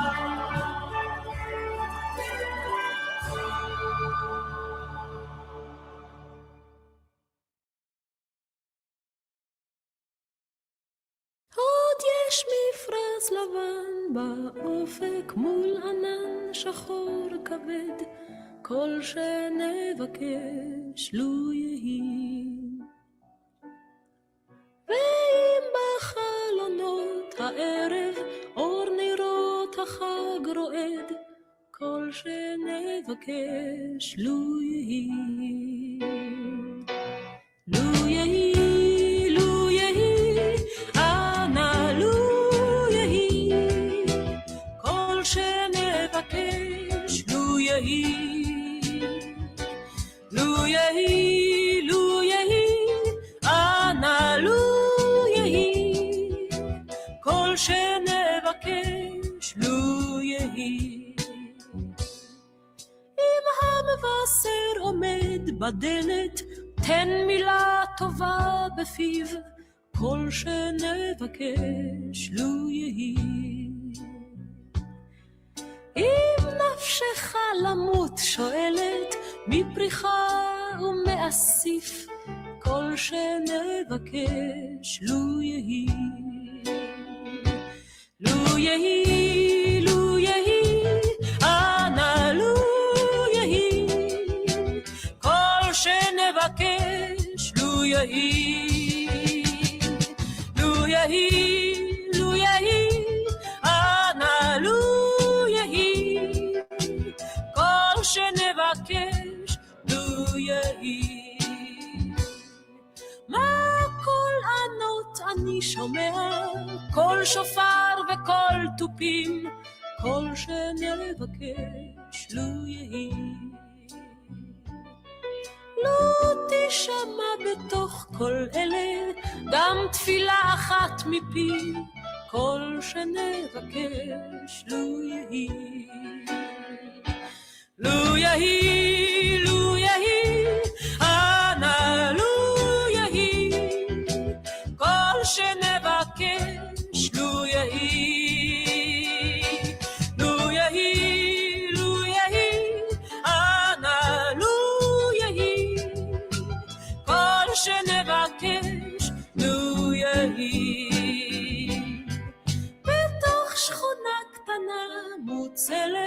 בית קט עם גג אדום, כל שנבקש לו יהי. זה סוף הקיץ, סוף הדרך, תן להם לשוב הלום, כל שנבקש לו יהי. לו יהי, לו יהי, אנא לו יהי, כל שנבקש לו יהי. לו יהי, לו יהי, אנא לו יהי, כל שנבקש לו יהי. לו יהי, לו יהי, אנא לו יהי, כל שנבקש לו יהי.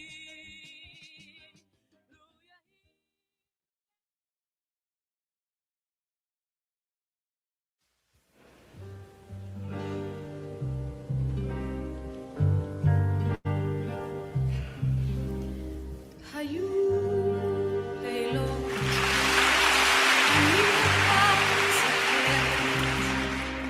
אני אותם עד סוף ימיי אשא,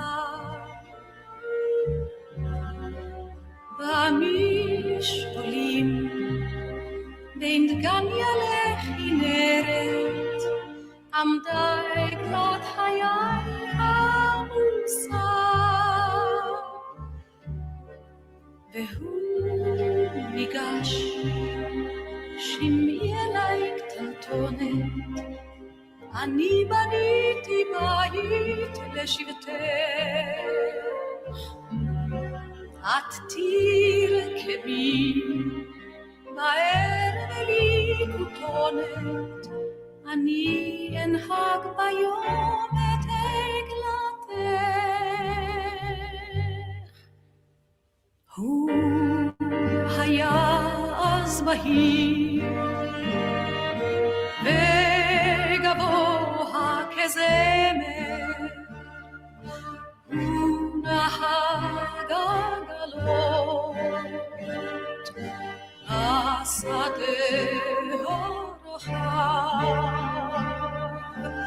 ואני לא כותונת הייתי רוקמת, כותונת של תכלת עם פרח זהב. היו לילות אני אותם זוכרת, והוא את העצים בגן העיר, את השבילים בין דגניה לכנרת, כי רק אותי ישמור לה לתמיד. היה הולך ושב אליי קודח, היה נושא דמותי מול פניו, הגידו נא, היש בכם יודע, אי אנה זה הלך לו ולא שב. אז הייתי בוכה, אז הייתי נדהמת בשדות רחוקים, עוד הלכתי אליו, אנוכי עוד נושאת כותנתו המרכבת, כותונת של תכלת עם פרח זהב. היו לילות אני אותם זוכרת, אני אותם עד סוף ימיי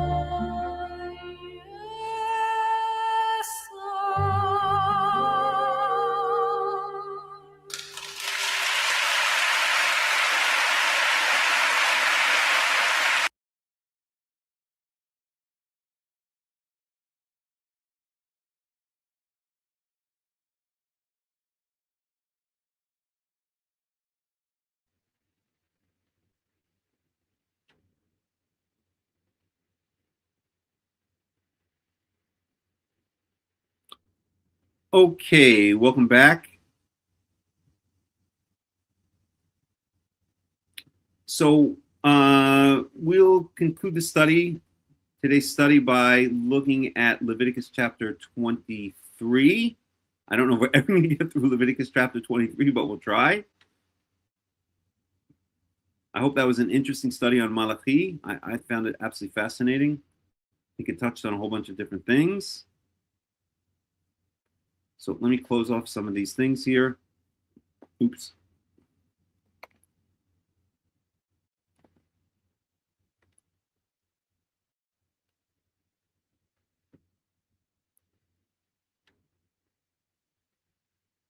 Just give me 1 second here. Let's share the screen.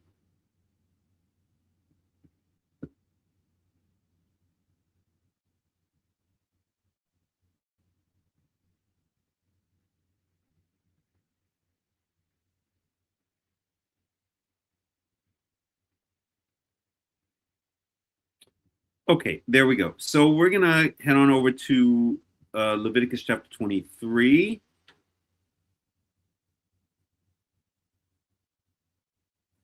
And we were up to Yom HaKippurim. So let's see if we can try to at least get through Yom HaKippurim.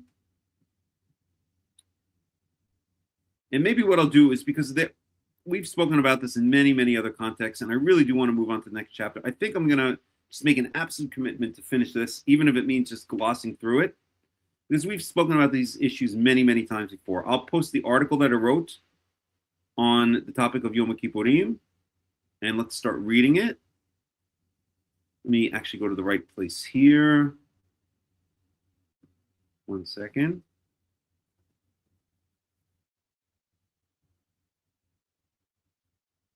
So in Leviticus 23.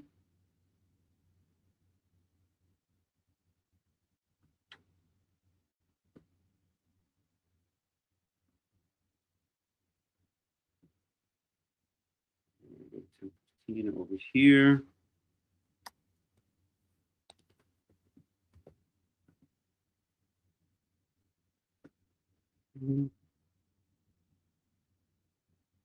Okay. This should be a little bit smaller.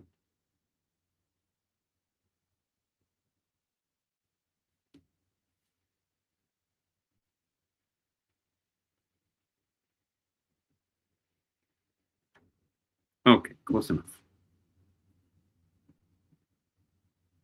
It's a bit smaller too. Okay, so we're in Leviticus chapter 3, verse 26. Let's check in to make sure it's appearing there. Very good.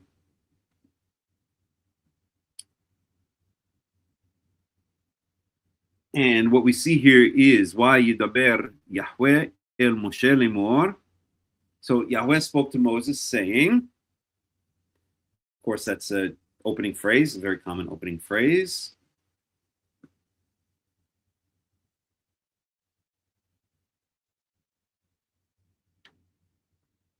Okay, we'll go up to the semicolon, the etnach. Ach. So this word ach is actually very important because it connects Zikaron Teruah. It connects the feast of trumpets, or of shouting, or of noise making, to the feast of to Yom HaKippurim. This word ach. Ach means but, or indeed, or how would they translate here? Also, right? So these are really tied together in a certain sense. Okay, we don't see ach anywhere else that I could see. And if you remember the article that I pointed you to regarding the Yom HaTeruah, regarding the day of noise making, let me actually bring that article up now.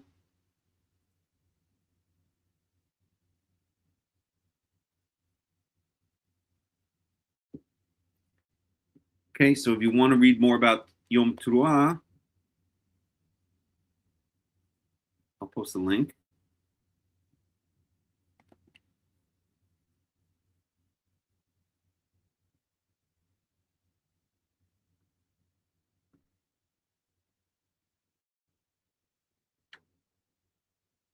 Okay.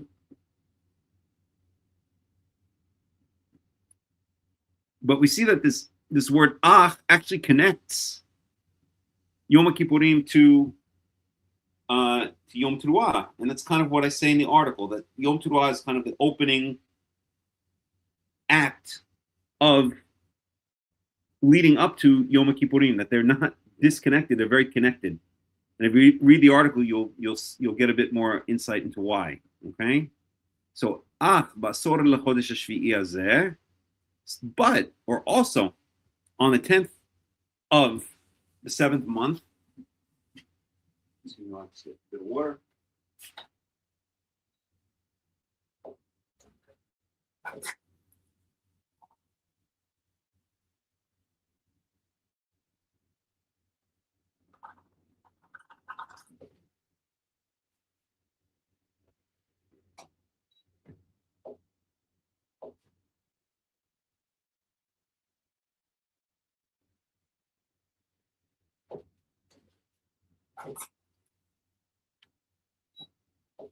Okay. For that. So on the 10th of the 7th month, so Yom HaKippurim, the Day of Atonement. So that's the way it's usually translated. But if I now go to the article that I wrote on Yom HaKippurim, I translate it as the day of getting Yahweh to cover his eyes and forget. And if you read the article, you'll see why. Okay? And maybe against my better judgment, I don't want to. I want to get past Leviticus 23 already. Okay, so I'll point you to read the article.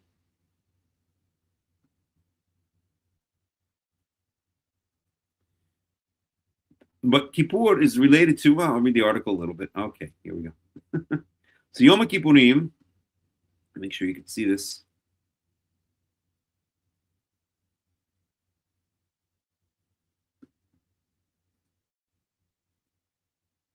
So Yom HaKippurim is generally translated as the Day of Atonement. But atonement, like holy, is one of those words which has long ago been emptied of all its meaning. It's overused so much. Who even know? What does atonement even mean? Thus, the only remaining definition for atonement is atonement, meaning that the definition has become circular and essentially meaningless. Webster's dictionary defines atonement as reparation for an offense or injury. So this is a beginning point to point us in the right direction. Yes, from our individual treks through various religions, we all know that Yom Kippurim has something to do with getting our sins forgiven and with repentance, but what exactly is the mechanism by which the holiday works? So to understand the true meaning behind Yom Kippurim, we must first turn to the meaning of the word itself.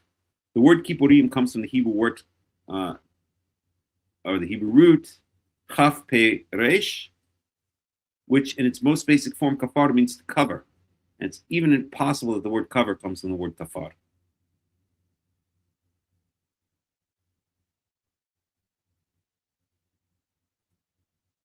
Because cover in Latin, you go to translate,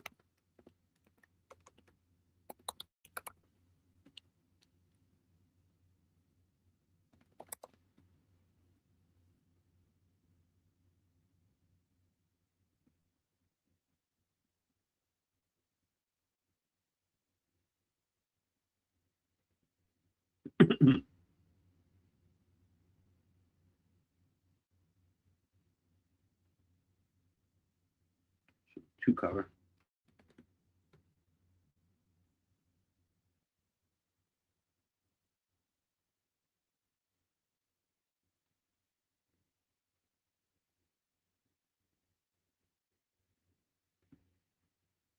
Oh, I can't find it now, but there's a similar word in Latin. If we can already trace it back to Latin, then we can usually go from Latin back to Greek, Greek back to Aramaic often, and back to Hebrew. So it's possible that the word cover comes from the word kafar. Okay, so make yourself an ark of gopher wood. You shall make an ark with rooms, kafarta, and cover it inside and outside with a tar, covering kofir. Okay, so we see in Genesis chapter 6:14, the word kafar, which is where we get the word kippurim, Yom Kippur, means literally to cover. Okay, you shall make an ark, speaking to Noah, Okay? Shall make an ark with rooms and cover it inside and outside with a covering. And the word there is kafarta, right? Similar to kippur, and kofer is a covering, which has also another meaning later in the Torah. By extension, the word kafar and its cognates have a figurative meaning that is used often in the Tanakh, the covering of another's eyes to make it as if he didn't see certain events that happened in the past, specifically negative events. This covering is usually accomplished by the giving of some kind of monetary reward or gift to the person in order to help him forget. So Yaakov, upon returning from his uniting with his strange brother Esau, from whom he fled in fear of his life, and that's in Genesis 27:41, says, I shall cover his face with the gifts that are going before me, and afterwards I shall see his face, perhaps he will forgive me.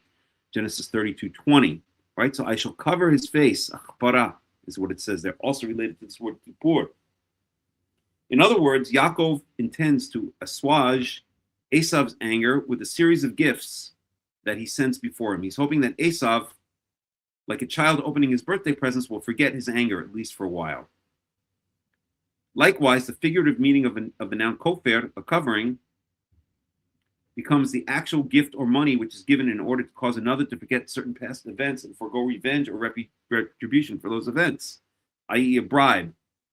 It's often translated as a bribe, or as usually as a ransom or a bribe, although the negative connotation is not implied here. So the idea of kofer plays a very important part in Torah jurisprudence, and it is the key to understanding the true meaning of lex talionis, an eye for an eye. You shall not take monetary payment, kofer, ransom, or a bribe, for one who is murdered and been sentenced to death, but he shall certainly be put to death, and I think it's not. Oops. Second, please. And shall not take monetary payment, kofer, for one who has fled to a city of refuge until the death of the high priest, in order that he should return and live in the land. So I think we can go on for a long time. I recommend reading the article, and we'll see that essentially what this means is that Yom HaKippurim is the day that we're asking Yahweh to forget. To forget what? To forget our sins. Kippur, related to this root kafar. Hold on, my cat, what's coming? Come, Shosho. Come, sweetie boy. Come. Come here, baby. Okay?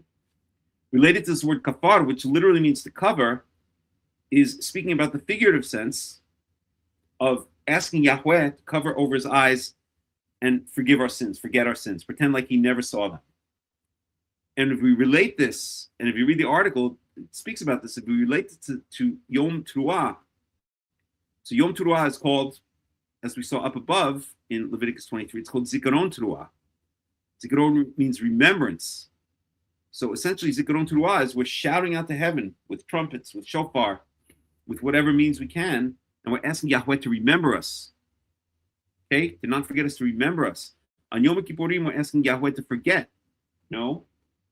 No.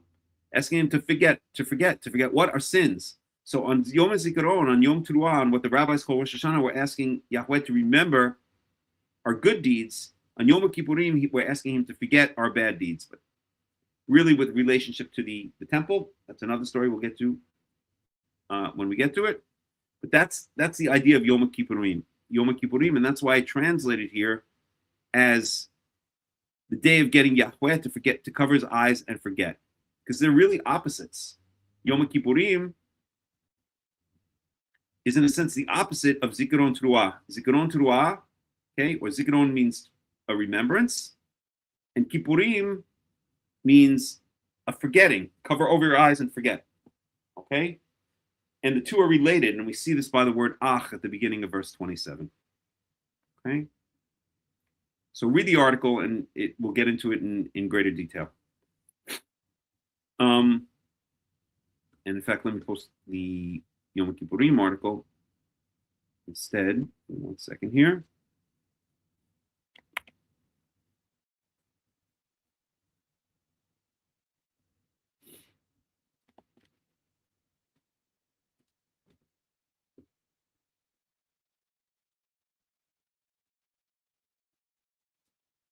Okay, there's the Yom HaKippurim article.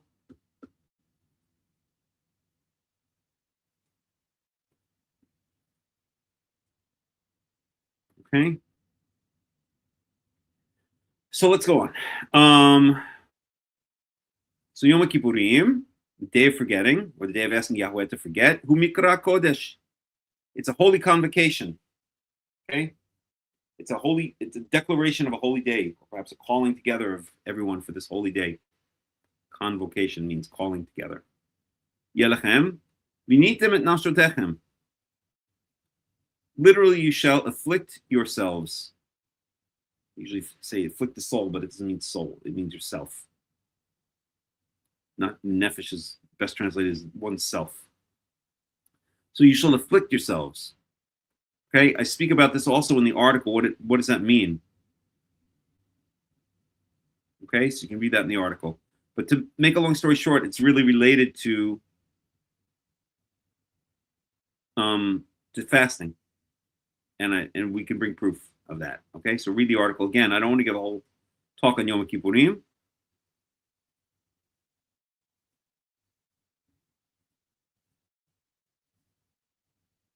Oops, where were we? And you shall bring a fire offering to Yahweh. A fire offering, very specifically, is an offering or offerings that are thrown on the altar of sacrifice.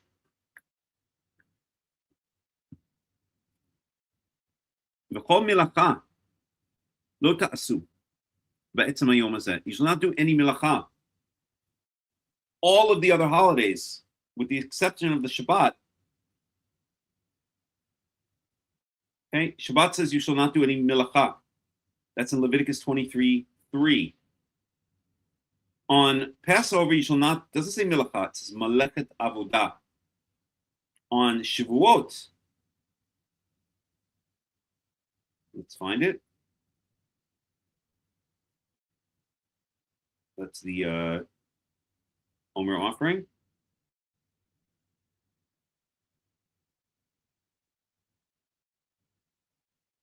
One second.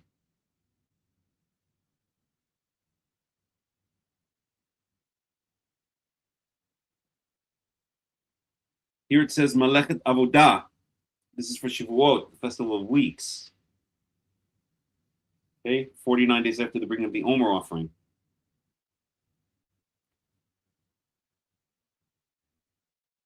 And here it says for Yom Teruah, Malechet Avodah. And for Sukkot, let's see if we can find it. Malechet Avodah. One second.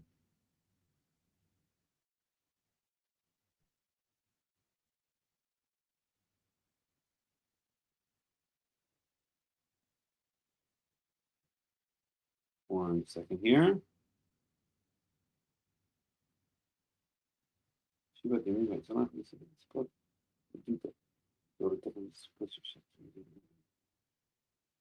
One second here.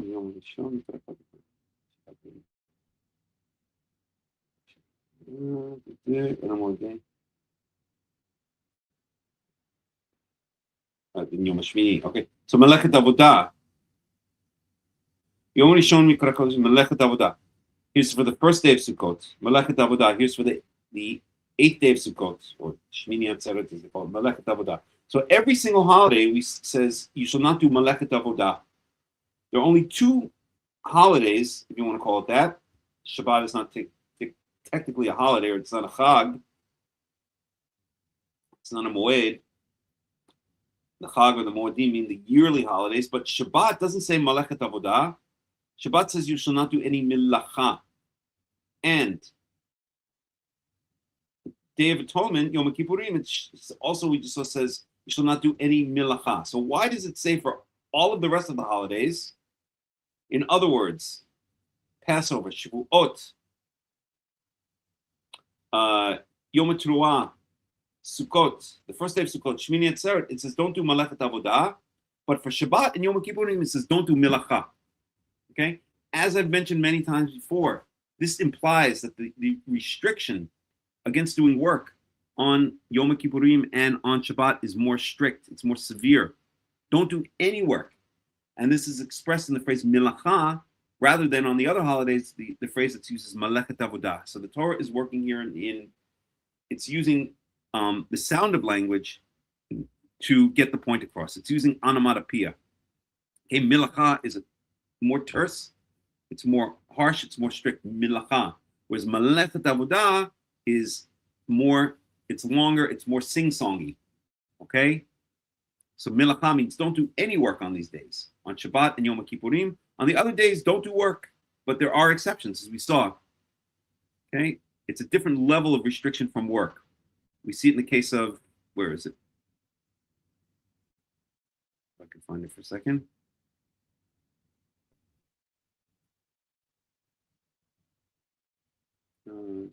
Support.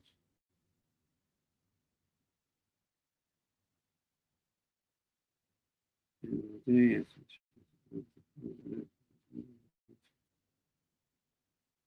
I can't find it right now. I don't know where it is. Second. I'm pretty sure it's the first day of Passover. 1 second.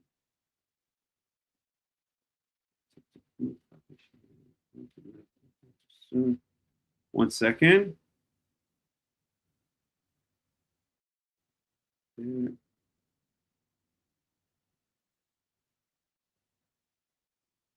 I can't find it right now. Maybe it's in a different chapter. Okay, but the idea is that Malechet Avodah, which is for all of the other holidays aside from Shabbat and Yom HaKippurim, is a less restrictive form of refraining from work. Whereas Shabbat and Yom HaKippurim, you refrain from Milacha. And as we'll see, Yom HaKippurim is called a Shabbat. None of the other holidays are called Shabbat. Okay. Anyway, let's go on here in verse 28. V'chol melacha lo ta'asu be'etzem hayom hazeh ki Yom Kippurim hu, because it's a day of getting Yahweh to cover over his eyes, l'chaper alechem, so that he will cover over his eyes and forget your sins, lifnei Yahweh Elohechem, okay, to atone for you. Because anyone who does not fast on this day, literally does not afflict himself on this day, anyone who does not afflict himself on this day, that person shall be cut off from his people. Okay? Nefesh is, this is feminine. Because the word nefesh is feminine.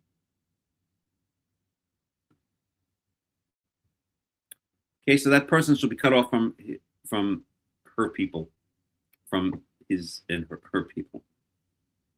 Actually, probably means his people. Okay. So any individual, any person who does any work on this day,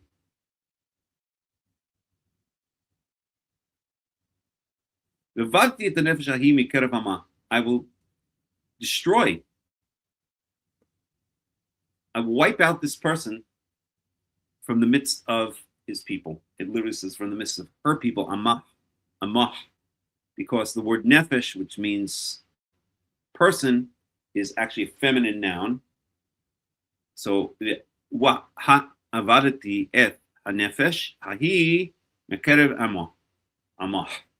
Okay, the dot, the dagesh, or the nikud in the dagesh and the hey means it's aspirated. Amah. Okay, so I shall destroy that person from the midst of his people. Okay.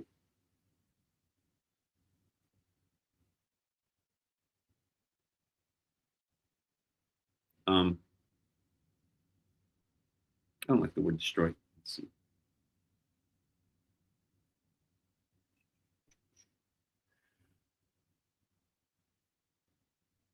That's right. Robert Alter translated. So make the person perish. That's better.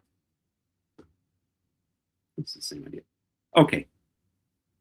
Kol melacha lo ta'asu, the second time. It's saying you shall not do any melacha. Actually, is it the third time? Yeah. I think it's maybe the fourth time even. Kol melacha. We have melacha here. Don't do melacha. Verse 28. And verse 30, anyone who does melacha shall perish from the midst of his people. And again, 31, kol melacha lo tasu. So 3 times it's repeated. Don't do melacha. Anyone who does melacha, in verse 28, don't do melacha. In verse 30, anyone who does melacha shall perish from the midst of his people. Okay, and verse 31, again, don't do any melacha, don't do any work. So the Torah, Yahweh is very serious that on this day, no work is to be done. Okay, chukat olam, and then we have this other phrase, which we see a number of times in the Torah. Chukat olam, ledorotechem b'chol noshvotechem. We see that about Shabbat as well. Okay, this is an eternal statute throughout your generations and in all of your dwelling places, in all of your habitations.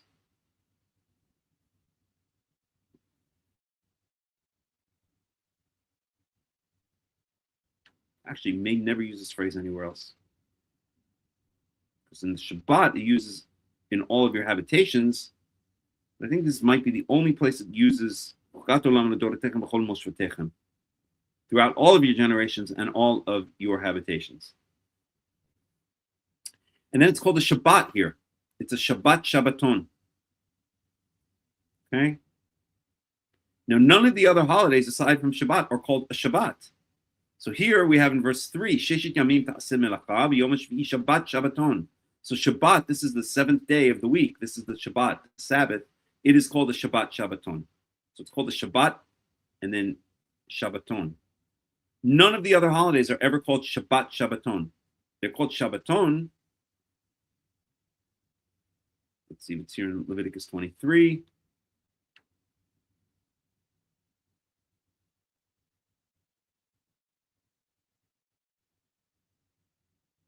No, it's not. But where is it? Let me see for a second.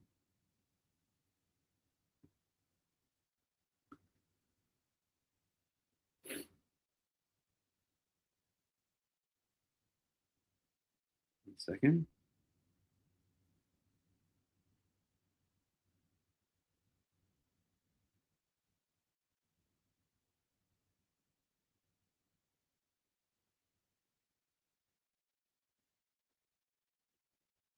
So this is speaking about the Shabbat.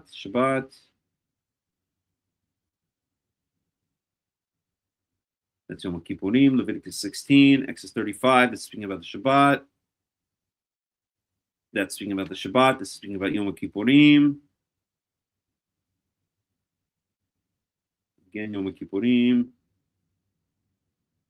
So, okay, that's speaking about Sukkot, and there it's called the Shabbaton. We'll get to that in a second. That's the Shemitah year, and that's it.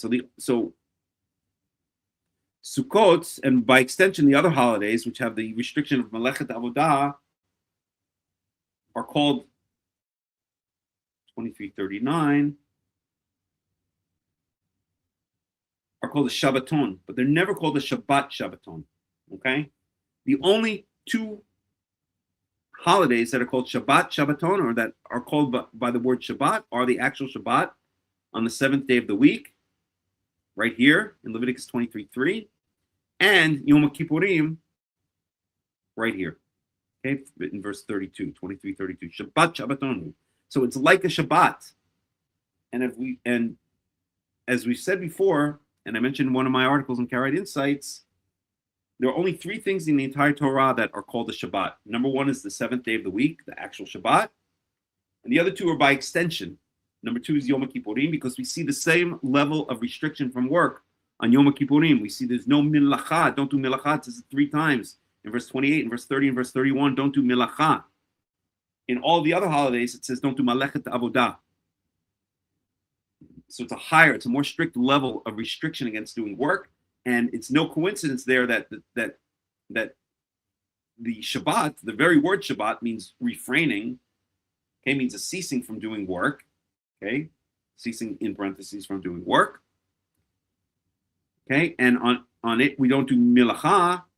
That on the other day, on the other holiday that we don't do milacha, we saw it 3 times here, meaning Yom Kippurim, it's also called a Shabbat.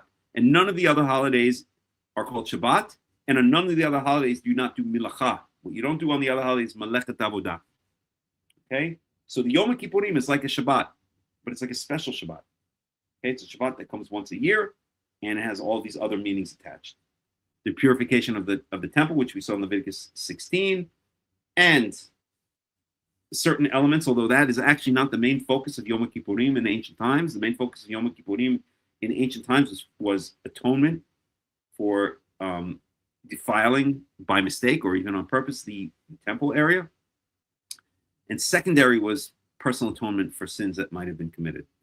The focus was really the temple. But it's called the Shabbat. The seventh day of the week is called the Shabbat. Melacha is not done on the seventh day of the week. Melacha is not done on Yom HaKippurim. The other holidays, what's not done is Melechet Avodah, a less restrictive refraining from work, as is evidenced or as is implied by the more sing-songy Melechet Avodah rather than Melacha. Okay, it's like if I would say to you,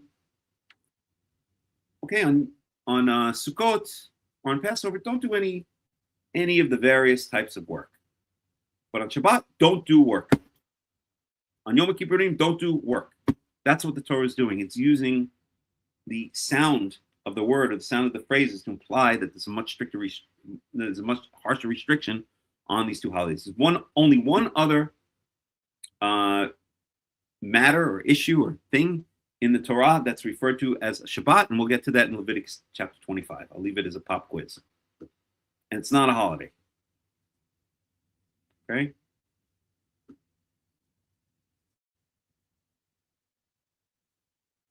So, Shabbat Shabbaton. So, like the Shabbat, it is a Shabbat by extension. So, it's a Shabbat Shabbaton. It's a Shabbat. The repetition here, we have Shabbat Shabbaton. We said repetition means emphasis. Okay? So, there's a lot going on here. So, first of all, it's called the Shabbat. Like the seventh day of the week, there's emphasis.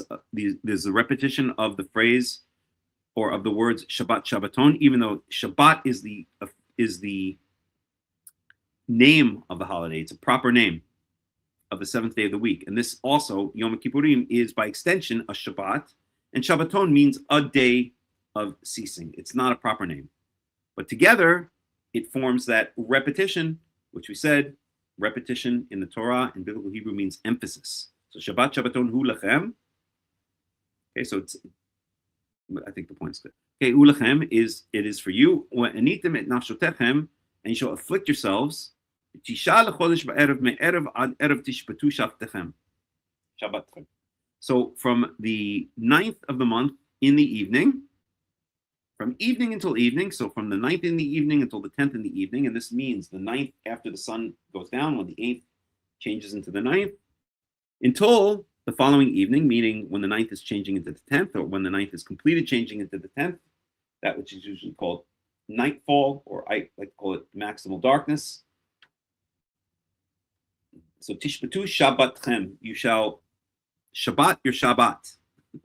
You shall cease your day, you shall, again, it's repetition. You can't really translate this into English. Any attempt to translate this into English would be poor. You probably get translations such as you shall most certainly cease from work or something like that. Let's see how the NIV translates it. Let's see. And I'm sure it's going to be an okay translation, but not great. So that's verse 32.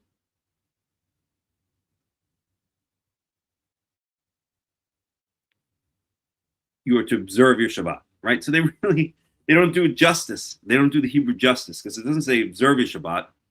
It says tishbatu Shabbatchem. Literally, you shall Shabbat your Shabbat. Okay, you shall Shabbatize your Shabbat, or something like that. Let's see if Robert Alter, I'm sure he'll give a better translation because he's an excellent translator. Shall keep your Shabbat. He also, it's just difficult to translate into English, so I forgive him. Here he translates Shabbat Shabbaton as an absolute Shabbat. So he's picking on the fact that it's repetition, and repetition meaning emphasis. He's translating it as an absolute Shabbat. Okay, that's a very common way to translate, because again, it's hard to translate it from the Hebrew and get the nuance of the repetition of the words in the Hebrew. Okay. Now, there's another issue here of, so I've been having a discussion, argument with certain people within the Karaite world, some of whom belong to the World Alliance of Qara'im, who believe that this verse here, that you shall afflict yourselves from the ninth in the evening until from evening until evening, that this is an implication, or this is proof, that really the holidays don't start in the evening, as is traditionally the case, but they start in the morning.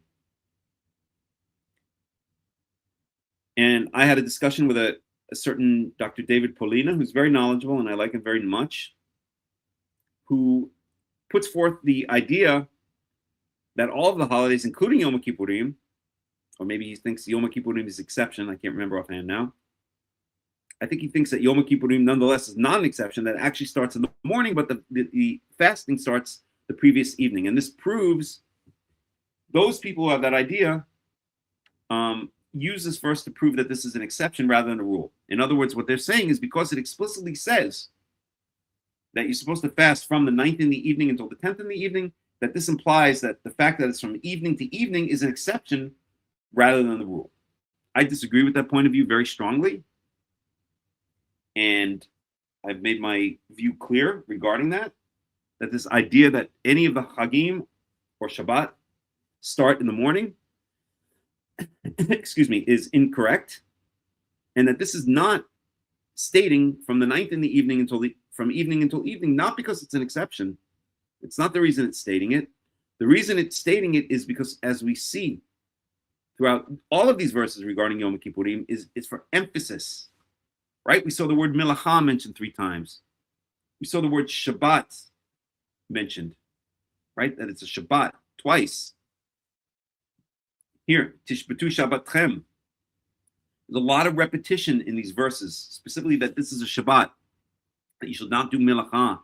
And so pointing out exactly when it starts and exactly when it ends, it shows a lack of understanding of the way biblical Hebrew works, to think that it's almost imposing a kind of Western modern mindset on the language of ancient Hebrew, on the language of biblical Hebrew, because it's not, in my strong opinion, that's not why it's saying that it's from the 9th in the evening, from evening until evening. The reason it's doing it is to point out the importance of this holiday, to make it 100% clear how important this holiday is, and so to make sure that it is 100% clear, not because there's any dissension from this, but to emphasize its importance, right? So it's going to go into great detail and repetition, and we see that throughout these verses from 26 to 32. Okay, so anyone who comes along and has this belief, and sorry to say that it was in the group, the World Alliance of Qara'im WhatsApp group, which I threw everybody out of, not for that reason. I threw them out of the world. I threw everybody out of the World Alliance of Qara'im WhatsApp group for a completely different reason. And but there were a number of people who were starting to promote this idea that the holidays and Shabbat start in the morning, not in the evening, and they had a whole theory towards it. I'm not going to get into it now. I will eventually do a complete talk on that, but suffice it to say that I strongly disagree with that. And this is certainly not a proof. This is not an exception to the rule. This is a reinforcement of the rule, because that's the language we get here in Yom HaKippurim. We get repetition. We get emphasis. Okay? So that's Yom HaKippurim. Again, I would encourage you to read this article on Karaite Insights, and you'll get the full idea of what Yom HaKippurim, what my take on Yom HaKippurim is, which I believe is, correct is too black and white a term, but I believe it really gets to the essence of what the holiday means. Okay? And I think, although I wanted to finish Leviticus 23 today, I think I'm going to leave Sukkot for next time, because it is already getting late. We've been going at it for 3.5 hours, so it's been a pretty long day. So let's just recap what we spoke about and what we learned today. Okay, we'll start from the beginning. We spoke about, first, we spoke about the idea of tefillin being, or what the rabbis say, Deuteronomy chapter 6, verse 8,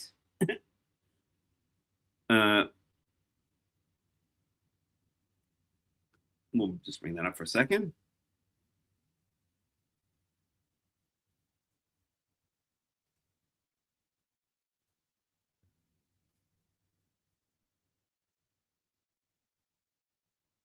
Okay, that this verse here,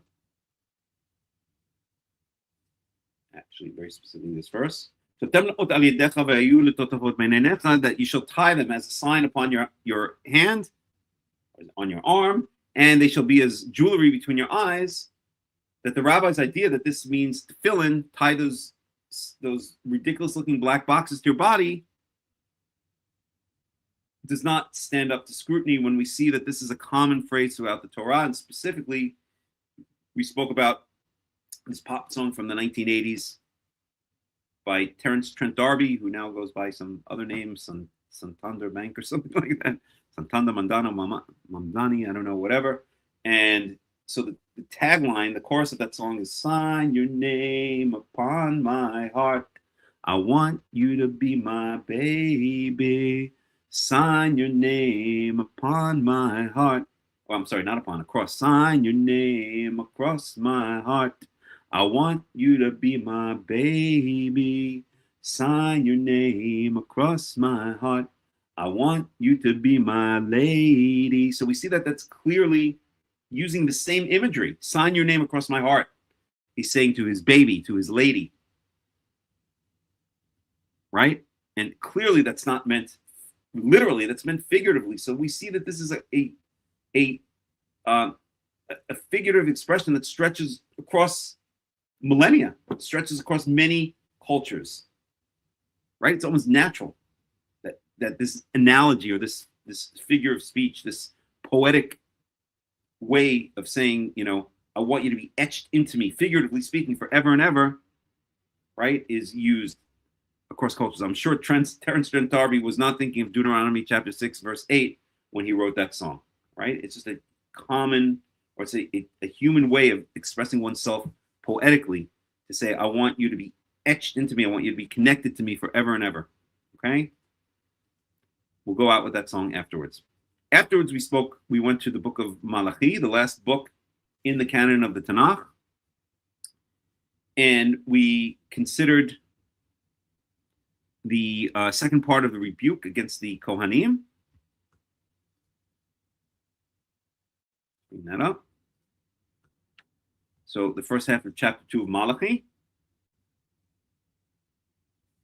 where we saw in the second half of the book of chapter 1 of the book, Yahweh, or Malachi, the prophet, choose out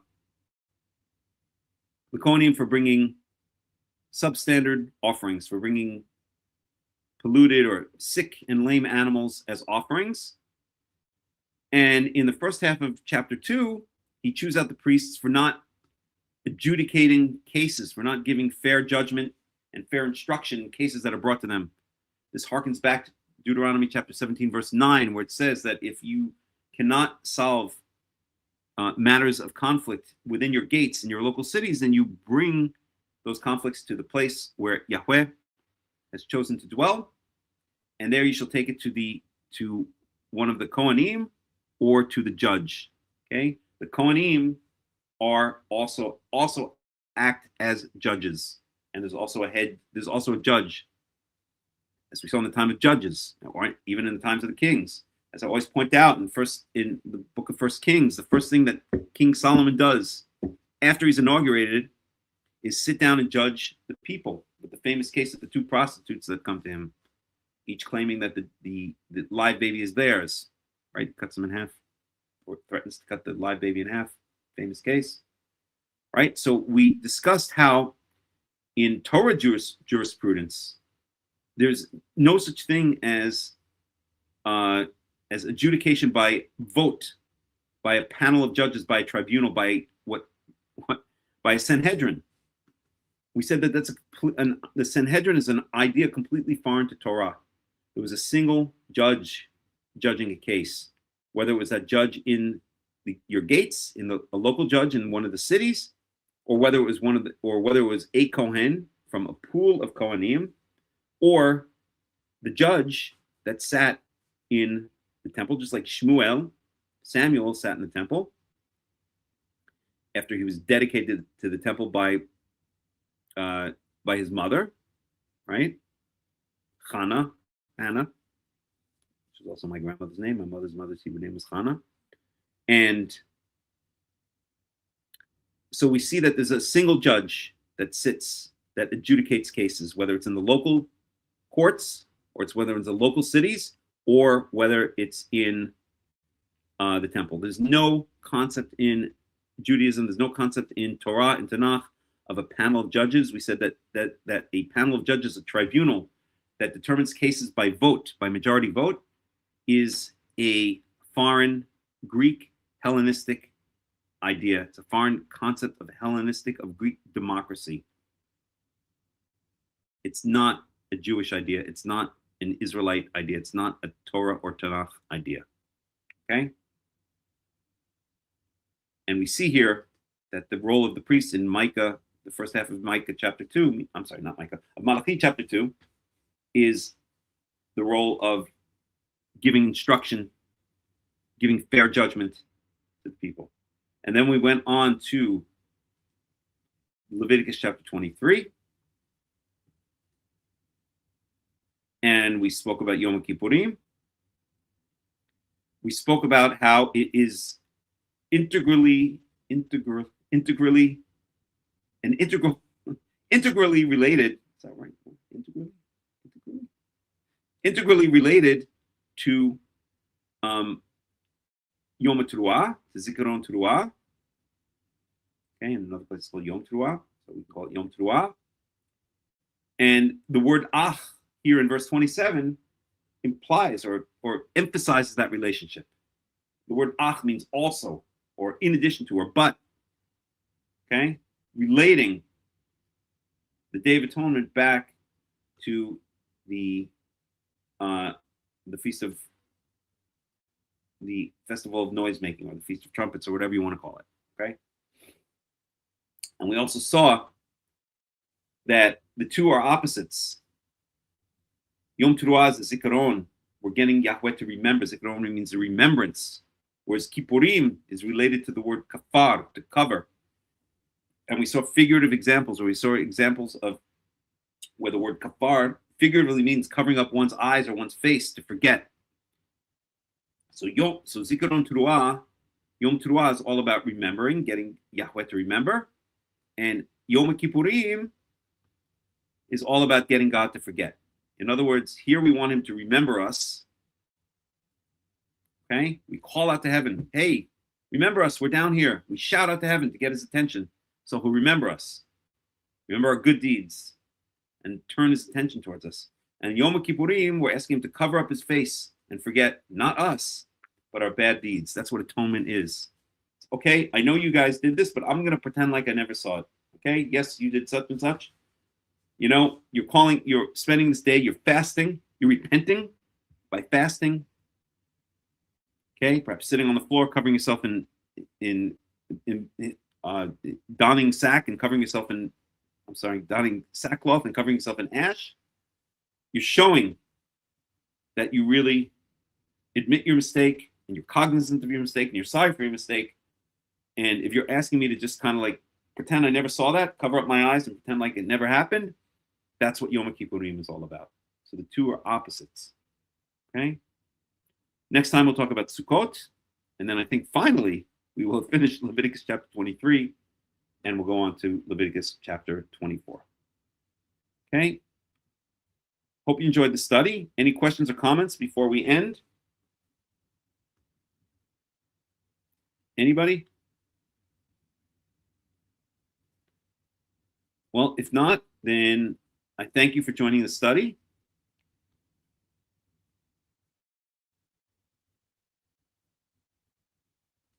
And I ask you once again that if you enjoy these studies, spread the word about them. I love giving these studies. This is the highlight of my week. I can honestly say this. There's nothing more that I love than studying, than teaching, learning and teaching Torah, especially teaching. Because when you teach, you learn. And if you want to become more involved with the World Alliance of Qara'im, then I ask you to become a member. Again, we're now asking for a membership fee because we want to separate the wheat from the chaff. We want those who join the World Alliance of Qara'im to be serious about it and to show that they're ready to commit. We're not asking for a huge sum of money, probably less than your charge for your cell phone service each month. I can assure you it's less than that. But we are asking people to donate so that we can, or to pay a membership fee, a monthly membership fee. Let's bring that up.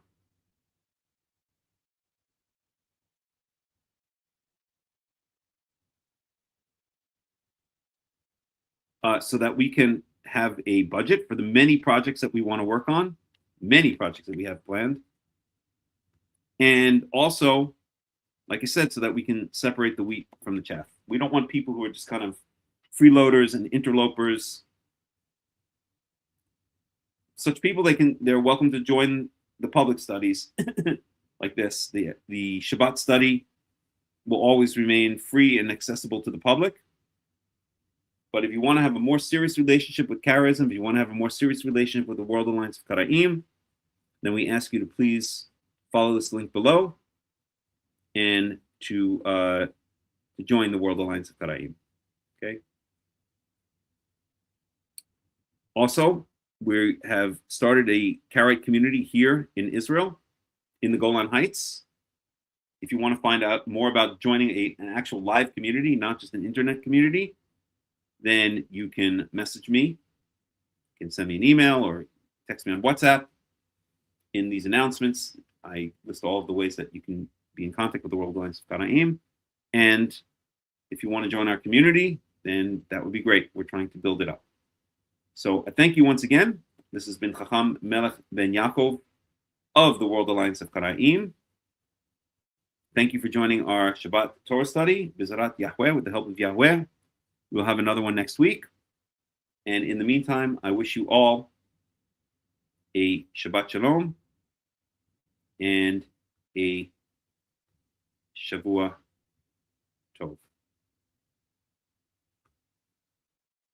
And we'll go out, as we always do, with some music.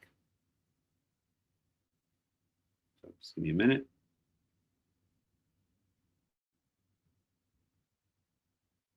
Get that going.